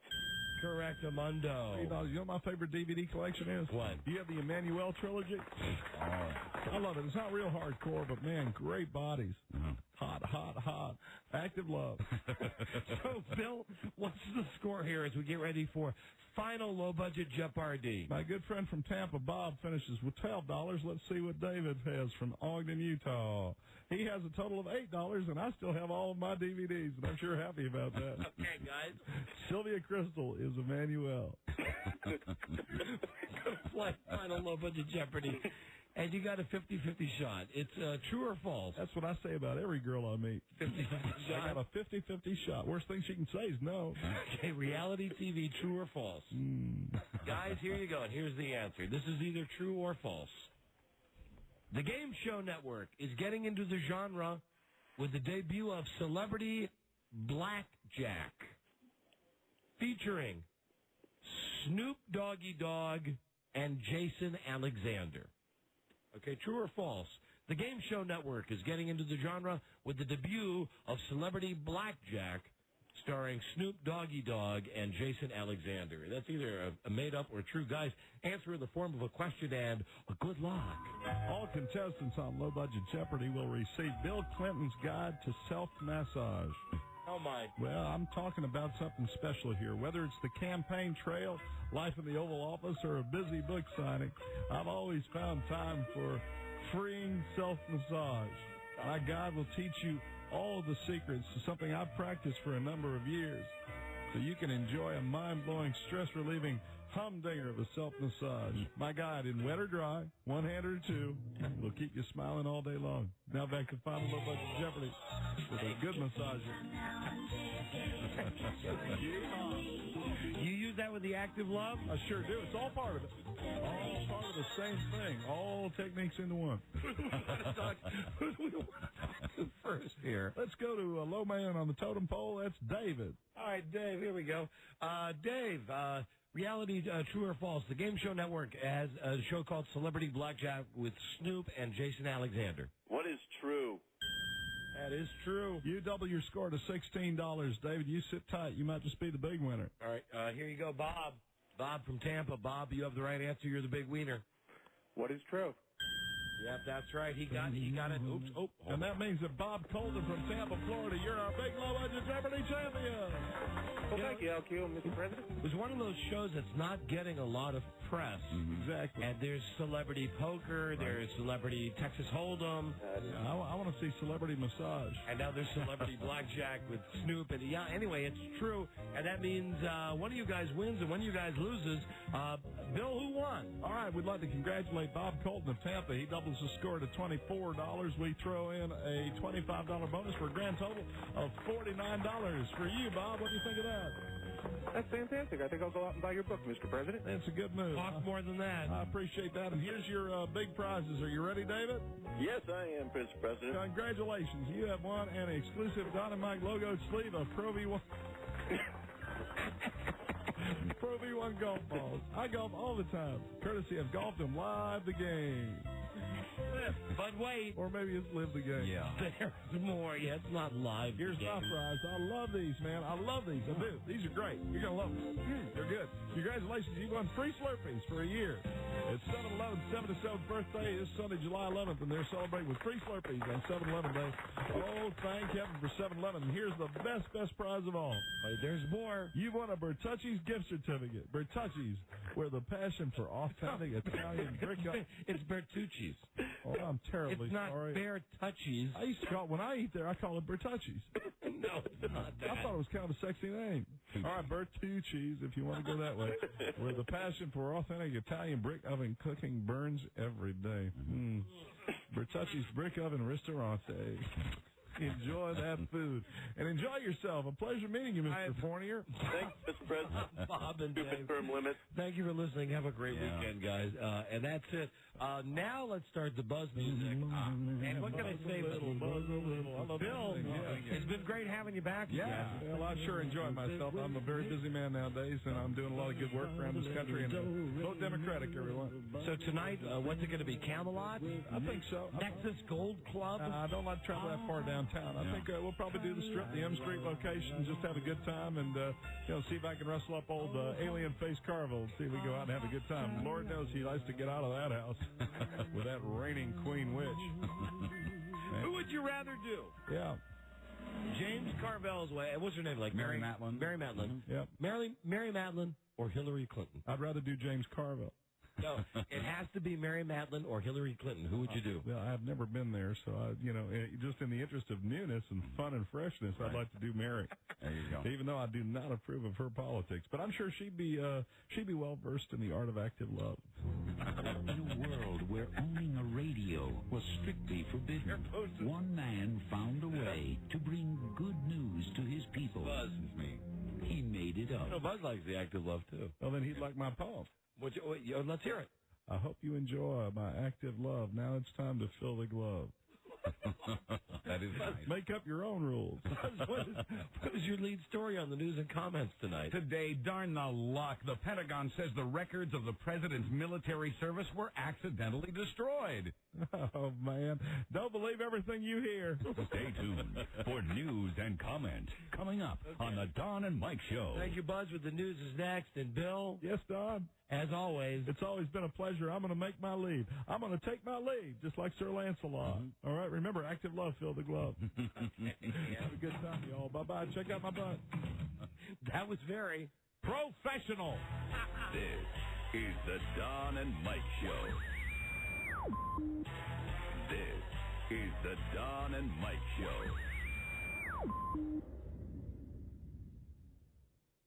Come on now. You know what? New system. Here I was bitching about the computers earlier in the week. Now I'm thinking everything's got to be on the computer now that it works. Yeah. Hold on, let me try this. Crackpot. See? That was on. Did you hear that recue? Was that on the tape? That's on tape. Well, it's all good now, though, right? Yep. Well, we'll try it one more time. The Don and Mike Show. What's the word from Planet Crackpot? The Don and Mike Show. Oh, that's... Hey, you give me some Elvis. Not Rob's Elvis, my Elvis. I'm happy. Me too. They respectfully declined Don Geronimo and Mike O'Mara. Do you want to say I'm something? very happy. You want to say something? Yes, O'Mara is open for business. Wow. I am very, very happy. I want to thank Bobby for getting everything done out there. Bobby's a Look Around Cafe. good guy. So, ahead of schedule, about 2 hours ahead of schedule. So the fire was put out. Everything's great. Everything's fine. Come on out, and enjoy yourself. All the bugs are dead. They're all dead, Don. It's a gas. It's time for Buzz's News. Buzz tonight brought to you by Verimax, the world's #1 sexual pleasure performance enhancer. Verimax, #1 because it really works. Someone call for a doctor? Doctor developed, clinically tested, and patented. Verimax, get it at nationwide retailers. Call 1-888-TRY VMAX. You never hear this on the radio. No, I love Accidents this song. will happen by Elvis Costello. He's great. He is. But what's up with that dude's glasses? With Elvis's glasses? Yeah. Is he in And what's the deal with the shaving? And you know what else? He does this couple thing like Michael Moore does. I know he does. He also got the Vish teeth. None of them cut. Well, he's got the British teeth out. Yeah. He's got Austin Powers teeth. So talented. He was on the receiving end one of the greatest Larry Sanders lines ever. Oh, when Hank bought his car? Yeah, it was like a Bentley or a sports car. Or Right, something. right. He said, tally-ho, F-face. Buzz, you like Elvis Costello? I love Elvis Costello, all of his songs. Good, then we're all agreed. We all like him. Amen. Now here is Buzz. Hi, Don and Mike. Boy, are their faces ever red at the Pentagon, where they've been forced to admit that records of George W. Bush's service to the military were accidentally destroyed. Right. How much and how well the president served have been called into question by critics, including Michael Moore and Fahrenheit 9/11. But blame the New York Times for this one. First Lieutenant Bush served more than 30 years ago, and the Pentagon says those records were destroyed along with, quote, numerous service members. They say it happened during a project aimed at preserving deteriorating microfilm, and they say there are no backup copies. They used to keep all the records on microfilm. I know what you're saying. I'm just smelling something here that smells like... The bad microfilm? Sounds like somebody stepped in something. Yeah, a little hinky. Quoting one author, those are records we've all been interested in. You think? Another, yeah. You mentioned Michael Moore. Yeah. Speaking of Michael Moore, and everybody is, Monday on the show, we're going to have a guy named Mike White, who has a very popular website, MichaelMooreHatesAmerica.com. Oh, I've heard about that website. The anti-Michael Moore. And actually, now he's not so much anti-Michael Moore. I mean, he does have a viewpoint that Michael Moore only presents one side of the story. Right. Michael Moore might agree with him on that. Yeah. But what's interesting is if you go to michaelmoorehatesamerica.com, you click on the trailer for the movie, and it's this guy doing what Michael Moore did to the GM guy. Right. It's him following Michael Moore around saying, can I talk to you? Can I talk to you? And it's Michael Moore being interviewed like in Bowling for Columbine going, I only appear in my own movies. Right. So we'll find out what this guy's story is and his relationship with Michael Moore on Monday's episode. Very cool. He had a good answer for Jon Stewart, who asked him recently, are you fair? And Michael Moore said, no. He's not. Another movie chain in the heartland has banned Fahrenheit 9/11. Add the monolithic GKC theater chain to the monopolistic Fridley theater chain, and you've blocked the movie out of places like Grand Island, Nebraska, and Marquette, Wisconsin. From Marquette, you'd have to drive 39 miles to Fond du Lac to see it, and from Grand Island, it's nearly an hour to Kearney. But Buzz, if you've never been to Fond du Lac, you've not lived. And try the fondue there. Yes. Oh, my God. Yeah. Have you ever been through Fond du Lac? Mike, I believe there was a time I may have worked at, I think it was WDZZ, when I did a week. When I was working at Walkie, I was working a bunch of part-time stations. Right. Walkie in Milwaukee, station in Fond du Lac, and then a station, I think, maybe around Madison. So, yeah, wow. I've been to Fond du Lac. What you call, and what you now refer to as the golden years. And that's sad. That's sad. Those are my golden years. Saturday night in Fond du Lac. Well, damn the giant corporations, these big theater chains. They say they don't run propaganda. They had no trouble with it during World War II, but this is an anti-war film. Nevertheless, the movie's opened on several hundred more screens today, Fahrenheit 9/11. Yeah, you'd never hear about this if Walt was still alive. 3 people were injured in a crash on Disneyland's Big Thunder Mountain. The Big Thunder Mountain Railroad. A 10-year-old boy and his parents were taken to the hospital with head and back injuries. They'll be all right, but it's the second crash on that ride in 3 months. The runaway mining cars, as Disney likes to call them, had just reopened after a crash last year that killed 1 man and injured 10 others. Smith to Eisner, over. Yes, Smith, what is it? This is Mike Eisner. What can I do for you? We had a bad accident on, what was it, Buzz, the Matterhorn? No, it was the Thunder Mountain Railroad. Thunder Mountain Railroad, bad accident today, sir. Any deaths, Smith? Buzz, any deaths? No, not today. Not oh, this that's time. right. Just one guy is really badly hurt, and his kid is got broken something. Smith, do we have to give them free tickets? Sir, I would recommend giving them the slightly used Nemo toys. Excellent. I don't want to give up any more free tickets. It's getting to the slow time of the year, Smith. Sir, do you remember when we sent all of the Nemo toys to the cancer kids? Yes, and unfortunately they all died, so we got the toys back. Yes, but at least the ones that were killed, had the swallowing thing taken care of. And Smith? Yes, Mr. Eisner. How about a little active love in the commissary? I was just speaking about that with Bill Clinton, sir. I'll see you momentarily, Smith. I love you, sir. Love you, Smith. I'll love you until Mel Comerson takes this company over, sir. I understand, Smith. I'm fighting that tooth and nail. Tooth and hoof. FARC officials say they shut down the ride, quote, in an abundance of caution. That's always wise right after the much-dreaded shortage of caution. That's Buzz Burbank doing a little stick there. Yeah, Buzz, that's why it's news and comments. Right. Well, you'll never hear the end of this. What? An American court has ruled that a man's wife, even his ex-wife, has a right to complain and nag and go on and on. In Seattle, the Washington State Supreme Court has ruled that a woman has the right to complain about her ex-husband even if he finds it annoying, and he did. The woman was always... Well, you're talking about an ex-wife. Yeah, or in this case, yes, but I think when you hear the court's ruling, you'll see the far-reaching implications of this. Okay. The woman was always complaining about her ex-husband to the cops and to other officials. He got a court order to make her stop. She challenged that court order. The state Supreme Court ruled in her favor. The judges unanimously agreed that to make her stop complaining violates her right to free speech. Now, I hate to take the girl's side in this, but we're talking about not just nagging, like the kind of nagging where she would have to end up calling the cops because the guy was harassing her, right? Right. No, he never harassed her. It was always her, harassing him and reporting him to people and just making his life miserable in general. The court ruled that's part of her free speech rights. to make his life miserable. I think someone's presenting it a little one-sided. That's just the way I see it. You got any weekend plans, Buzz? Going to spend some QT with your wife? It's going to be like war. It'll be cold. No, I'm kidding. Of course you're kidding. The man Arnold Schwarzenegger chose to run California's education system wants this to go away. Richard Riordan, who's always found public speaking awkward. Riordan! He was quoted as jokingly telling a little girl that her name is Egyptian for stupid, dirty girl. What a moron. Her name is Isis. It actually means goddess. But Education Secretary Richard Riordan, who's basically in charge of kids, said, Riordan! Stupid, dirty girl. Jokingly. You're a stupid, dirty girl. Hi, this is Arnold Schwarzenegger. I saw the funniest thing on the Los Angeles station. What?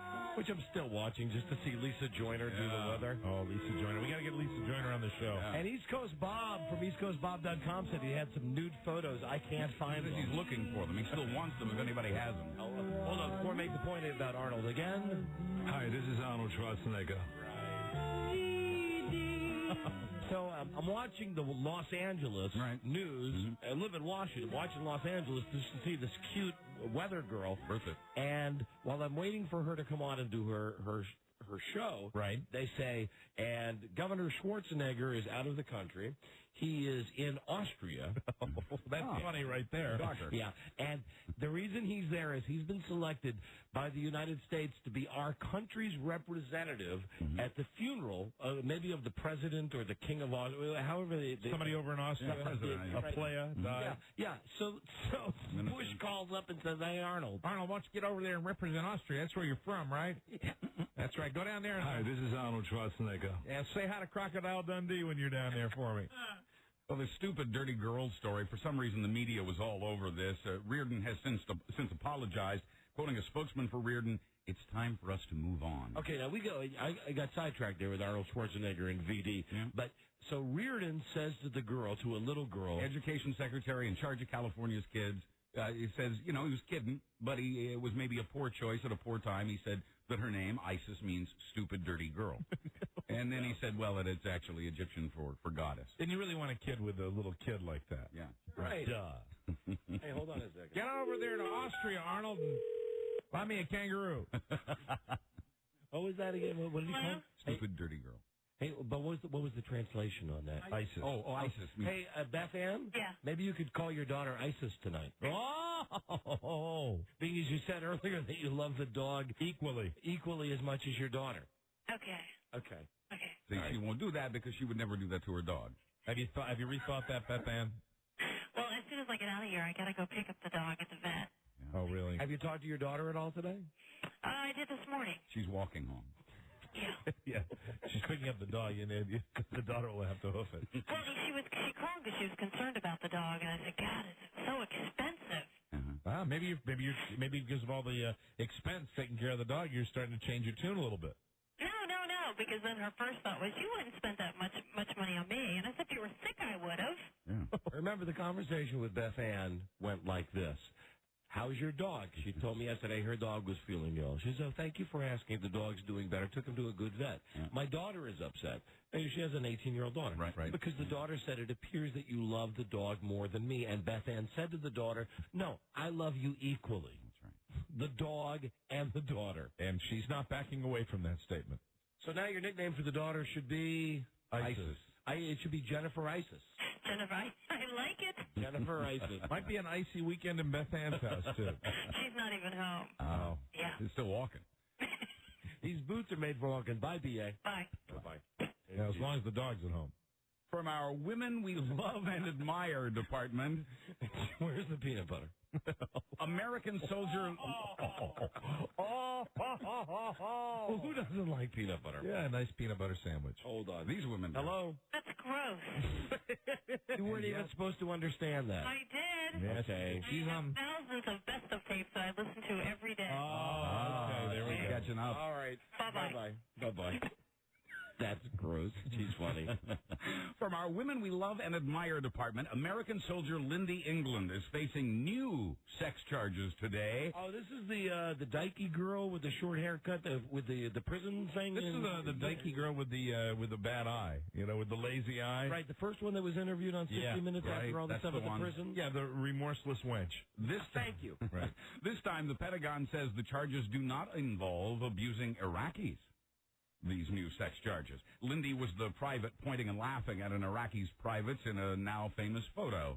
And Courtney Love had a court date today over charges she hit a woman with a beer bottle, but she skipped the hearing. It's her birthday. The judge promptly boosted Courtney's bail from $55,000 to $150,000. Wow. Every time I see her, she looks like she's just rolled out of the sack and that she's had a couple of drinks. And how is it that she manages to go to court? Is it that the bond keeps getting bigger and the bail keeps getting bigger and bigger and she just pays it and she keeps getting continuances? No, she's going to have to answer for all of this. And like I said, my guess is that because it's her birthday, that's why she just couldn't make it to court on time. Just couldn't make it on time. Because I think the last thing I read about her last week in the newspaper was that she was like 5 hours late for a court date. Yeah, she's done that. And the judge took a few minutes to lecture her. If it was anybody else, they'd be in jail probably. You're 5 hours, you're 5 hours late. They go, okay, who's the next name? Right. Go out and get a warrant. Yeah, I think the judge's patience is wearing thin. 2 or 3 more times of this, and she's going to be in some real trouble. I just think really the way she behaves, she probably wants to eventually be with her ex-husband. Every time I see her, I mean, really, it looks like she seriously is going to end up on a slab. Rode hard and put away wet, as they used to say. Courtney Love American style. Baby. And haven't we done this to death? Your tax dollars at work. The government is spending more money to study if TV and video games are bad for kids. $90 million this time. Oh, come on, stop it. Well, $100 million would have sounded too expensive. God. This time they're doing it to see if all the watching and the playing damage the kids' health, their physical health. Please. Does it make them fat? Does it make them violent? Does it make them sexually aggressive? Even the stuffy old Parents Television Council says this is a dumb idea. Quote, just a waste of money. Absolutely. Bully. And who has a natural talent for that is Rob's daughter, Julia, the hello girl. Right, yeah. On vacation last week when they were up at the beach with us for a couple of weeks, I had told Julia on more than one occasion, if you want, we can play my Madden game, play the video game. Right. And she had never played I've never given her a video game. A game like that before. I think the only thing she said she may have played like Wheel of Fortune on the computer or something. Right. So and Julia's how old? She will be almost 4. 3.5. Almost 4. So anyway, it's her first time, and I explained to her, okay, now Julia, when they come up to the line, you push the blue button, and that moves the guy. Then you push the green button, it hikes the ball, and then you use this little joystick to move the guy around. And granted, when I was on defense, I had all my guys run backwards, but she started scoring touchdowns. Wow. Right. And at one point, it became not cute. And then you eventually beat her and did a victory dance? Because what I had to do is, she said, oh, touchdown, touchdown, touchdown, Redskins. And like after the third touchdown, when I got sick of saying, oh, you're such a good player, Julie, you're doing so good. Why don't you go with your mommy, play on the beach? I said, let's play one more time. And I won. Now I was picking the plays. Right. So she was the Redskins, I was the Packers, and the play was a handoff to the halfback up the middle. Right. I lined up in a punt block defense. Okay. So I've got 10 guys on the line. Right.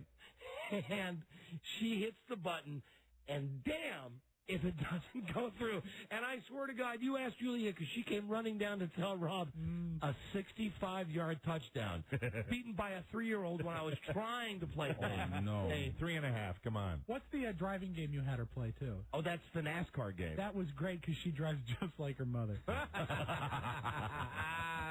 She was good at that, too, though. Yeah, like Carrie. Most of the time she doesn't hit the wall. Literally, I mean, not figuratively, my lovely wife. Got a lady backs into one tree. She's not going to do that again. That's the threatening, Rob. Have fun at the yard sale. Yeah. So they're worried about the kids playing those video games and watching TV, but it's not like we're all just sitting around reading. In fact, nobody reads much of anything, according to the latest study. the number of people who read literature, poetry, plays, and fiction has dropped to 47%.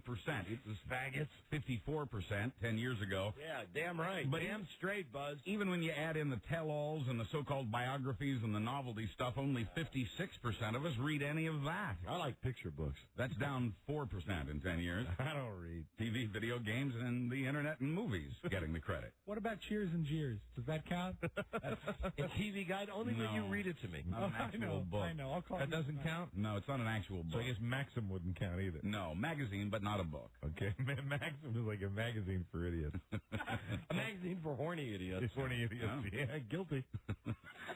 You kind of want to believe. We had the story yesterday about the woman who found the mouse, toad, rather, she thought, in her salad at McDonald's. Yeah. But you kind of want to believe the judge in Missouri who says he found a mouse in his Miller Lite. He says he pulled it out of the fridge, slipped it into an insulated sleeve, and enjoyed the great taste of beer in a bottle. I'll tell you right now, I'm looking at the computer, which tells me the commercials we have coming up very soon. Yes. Miller Brewing is sponsoring one of our next segments here. Live responsibly. Yeah. I just want to say that on behalf of Miller, slogan. The Miller Company. Yeah, check every bottle for a mouse. That's okay. And just to balance things out, I got a story coming up about Corona. So. Hi, Joe. I'd just like to say that there is nothing wrong with Miller Lite. Joe. And Joe is wearing a Miller Lite beverage in the world, and I'm on a mission to eradicate the world of every can of it in my lifetime. Joe is actually wearing a Miller Lite hat today. The weekend's here. Thank you, Joe. The judge says he then filled the bottle with water and drained it into the sink to ready it for recycling. I would believe the judge, Buzz. That's when he says the mouse tail kind of started hanging out of the neck of the bottle. He, too, is unhappy with a lack of response from that company. He says Miller told him to mail them the bottle so they could see if it was really a mouse. As a lawyer, the judge says he knows better than to let go of evidence. The alleged mouse was bottled in Fort Worth, Texas. Mouse makes it taste better. Yes, sirree. Weekend's here. Have a mouse. Here come the judge. El Squeako. Buzz, what's next after the break? Another story about contamination, but not of food, a bed. Oh. I think I might have seen this. Yeah, you might have. Last night on the show that my wife was watching, instead of, caressing me, right? The show that had the dogs that went crazy when you left the house, right? They also had another one of those great segments where they went into some of the fanciest hotels in the world, right. With the blue light. This might be related to what Buzz has. Definitely. And they were saying, like, in New York, stay at the Plaza, pay $400 a night, right? And don't delete this out because I'm saying something newsworthy. Mm-hmm. They went into a room in the Plaza Hotel on Primetime 2020 last night. Right. They found urine all over the walls. Well, the walls in the room where the bed is. Yeah, well, that Plaza's been around for a long time. I mean, besides, all of the stains that that you're going to find on the bed sheets. Gives new meaning to the phrase upper crust. Buzz, it's contamination. Contamination time. When we come right back. This is the Don and Mike Show. When your kid's trying pot, you have to say something, no matter how they might. Don and Mike Show. WJFK. I'm sure that was an important message. I'm sure. But we just lost it. This is the Don and Mike Show. Little computer glitch. Gosh, I hate to interrupt. It's all been so incredibly fascinating and entertaining and instructive. Really, the time has just flown by. The Don and Mike. What happened? The Don and Mike Show. Whoa. What happened? Hey, what happened? Hold on a second. Hey, what happened? Come on, that's my favorite record of all time. The Don and Mike Show. There you go. Best intro ever. Proof that comedy doesn't need to be funny. The Don and Mike Show. She's done an excellent job of proving that. Listen, tonight at 11 o'clock here on WJFK FM, you'll hear Alex Jimenez with his Hideout Show. Alex is the smart one, and J-Dubs is the dumb one. Yeah, but they're both very funny together. Yeah, and they were talking, I guess, the other night on the show about a movie with our new format. I can't get into great detail. We're limited, yeah. But I do want to thank the listener that brought by the copy to Alex of Boobtown. And there it is. It's on the big old school box. Yeah, the old-fashioned kind. Big VHS tape, and there it is right there. VCA Platinum Plus Boobtown Be kind, please rewind. Yes, Does it mention which core that might be? Because I think there's two versions of Boobtown out there. The soft and the hard. I don't know. If you must say. Core. Don't know. Anyway, thanks. I guess Alex was talking. We had talked about Boobtown at some point. Yeah, jokingly. It's an American classic. Anyway, thank you very much, Alex. It's not too oogie that I'm going to take that home and watch that after our listeners watch that. Well, you're going to have a weekend of enjoyable viewing. I am. Yes, I am. Hi, Buzz. Hi, Donna Mike. Hi there. It was the honeymoon for a couple from Virginia Beach, and he slipped between the sheets at Circus in Las Vegas. He says that when he pulled the covers over his face was covered with a stain about 6 inches wide. He says that spot... Oh, this is the story that you teased before we went to break. The spot on the sheets, it left someone else's human feces on his face. Oh, my God. Quoting him, I was like, what the hell is this smell? He says hotel workers mocked him, thought it was funny. They began to call it the brown room, he says. And so the man is suing the hotel's casino parent company for at least $40,000. I think they're getting off easy. Yeah. They're burning CDs in South Africa. I heard he was S-faced. He was wasted. Imagine that. They'll try not to laugh. He's coming down there and get over. Yeah, trying to keep it on his forehead. Yeah. Looked like Ash Wednesday. Oh, God. They're burning CDs in South Africa. No, they're not recording music onto the discs. And no, this is not some kind of protest. Robbers in South Africa have started setting fire to compact discs whenever they go into a place to steal something. The fumes given off by the CDs act as a knockout gas, a gas that could kill a person or leave them permanently damaged. So damn it, kids, don't try this at home. Boy, I hope my brother's not listening to this in Wisconsin right now. Wow. And the police in South Africa have confirmed that this works. They've warned citizens to lock their houses to keep out the CD So burners. if you set a CD on fire, it can knock you out or kill you. Apparently so. The plastic gives off fumes that render humans unconscious. In one case, the robbers hit 2 homes and put the husbands in bed with each other's wives while both couples were knocked out by the gas. Wow. Imagine their surprise. Jeez. So wait a minute. So not only did they knock them out and potentially maybe kill them by setting the CDs on fire, but they assured that if they did wake up, they'd think that their husbands were cheating on each other. Exactly. Brilliant. That's low. Pretty neat. Brilliant. A car hit a utility Excuse pole. me, that's low. You're right. What am I saying? Brilliantly low. Thank you, Buzz. A car hit a utility pole in a mailbox in Vineland, New Jersey Monday night around 9:30. The 2 people inside the car were taken to a hospital, and they did not exactly have clean underwear. They hadn't even been wearing their seatbelts because the driver and his passenger were apparently having sex at the time of the crash. Oh, my. The 18-year-old woman was found... Good heavens, She was found, she was found on the pavement. Her underwear was still inside the car. They found a little of her hair in the cracks of the windshield. Oh, man.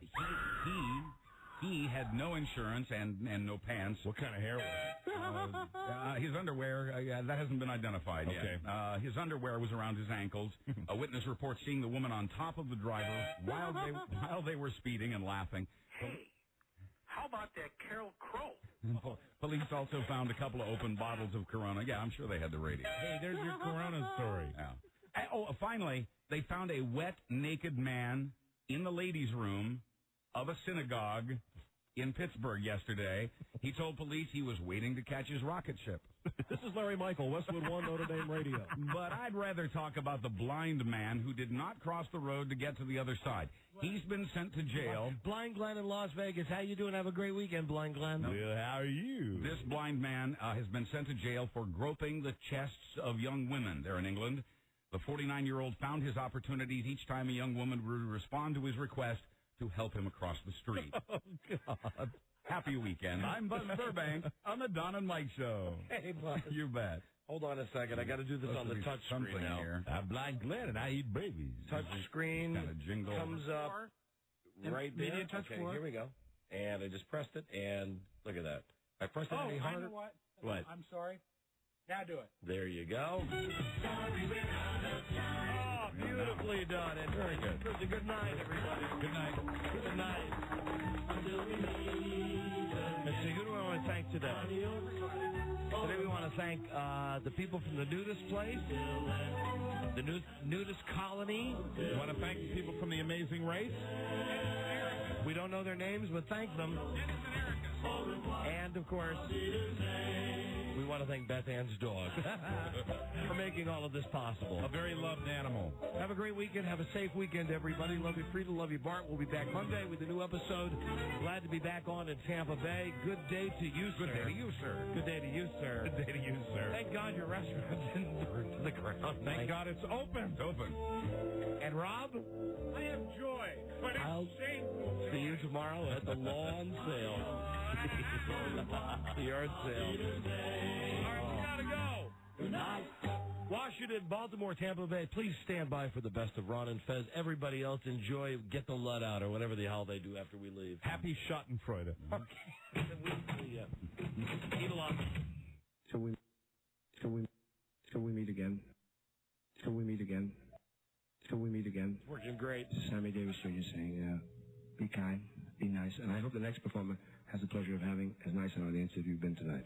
And let me leave you swinging. I better shut the door again to just to... Yeah, because we're still in here. Good night. This is the Don and Mike Show.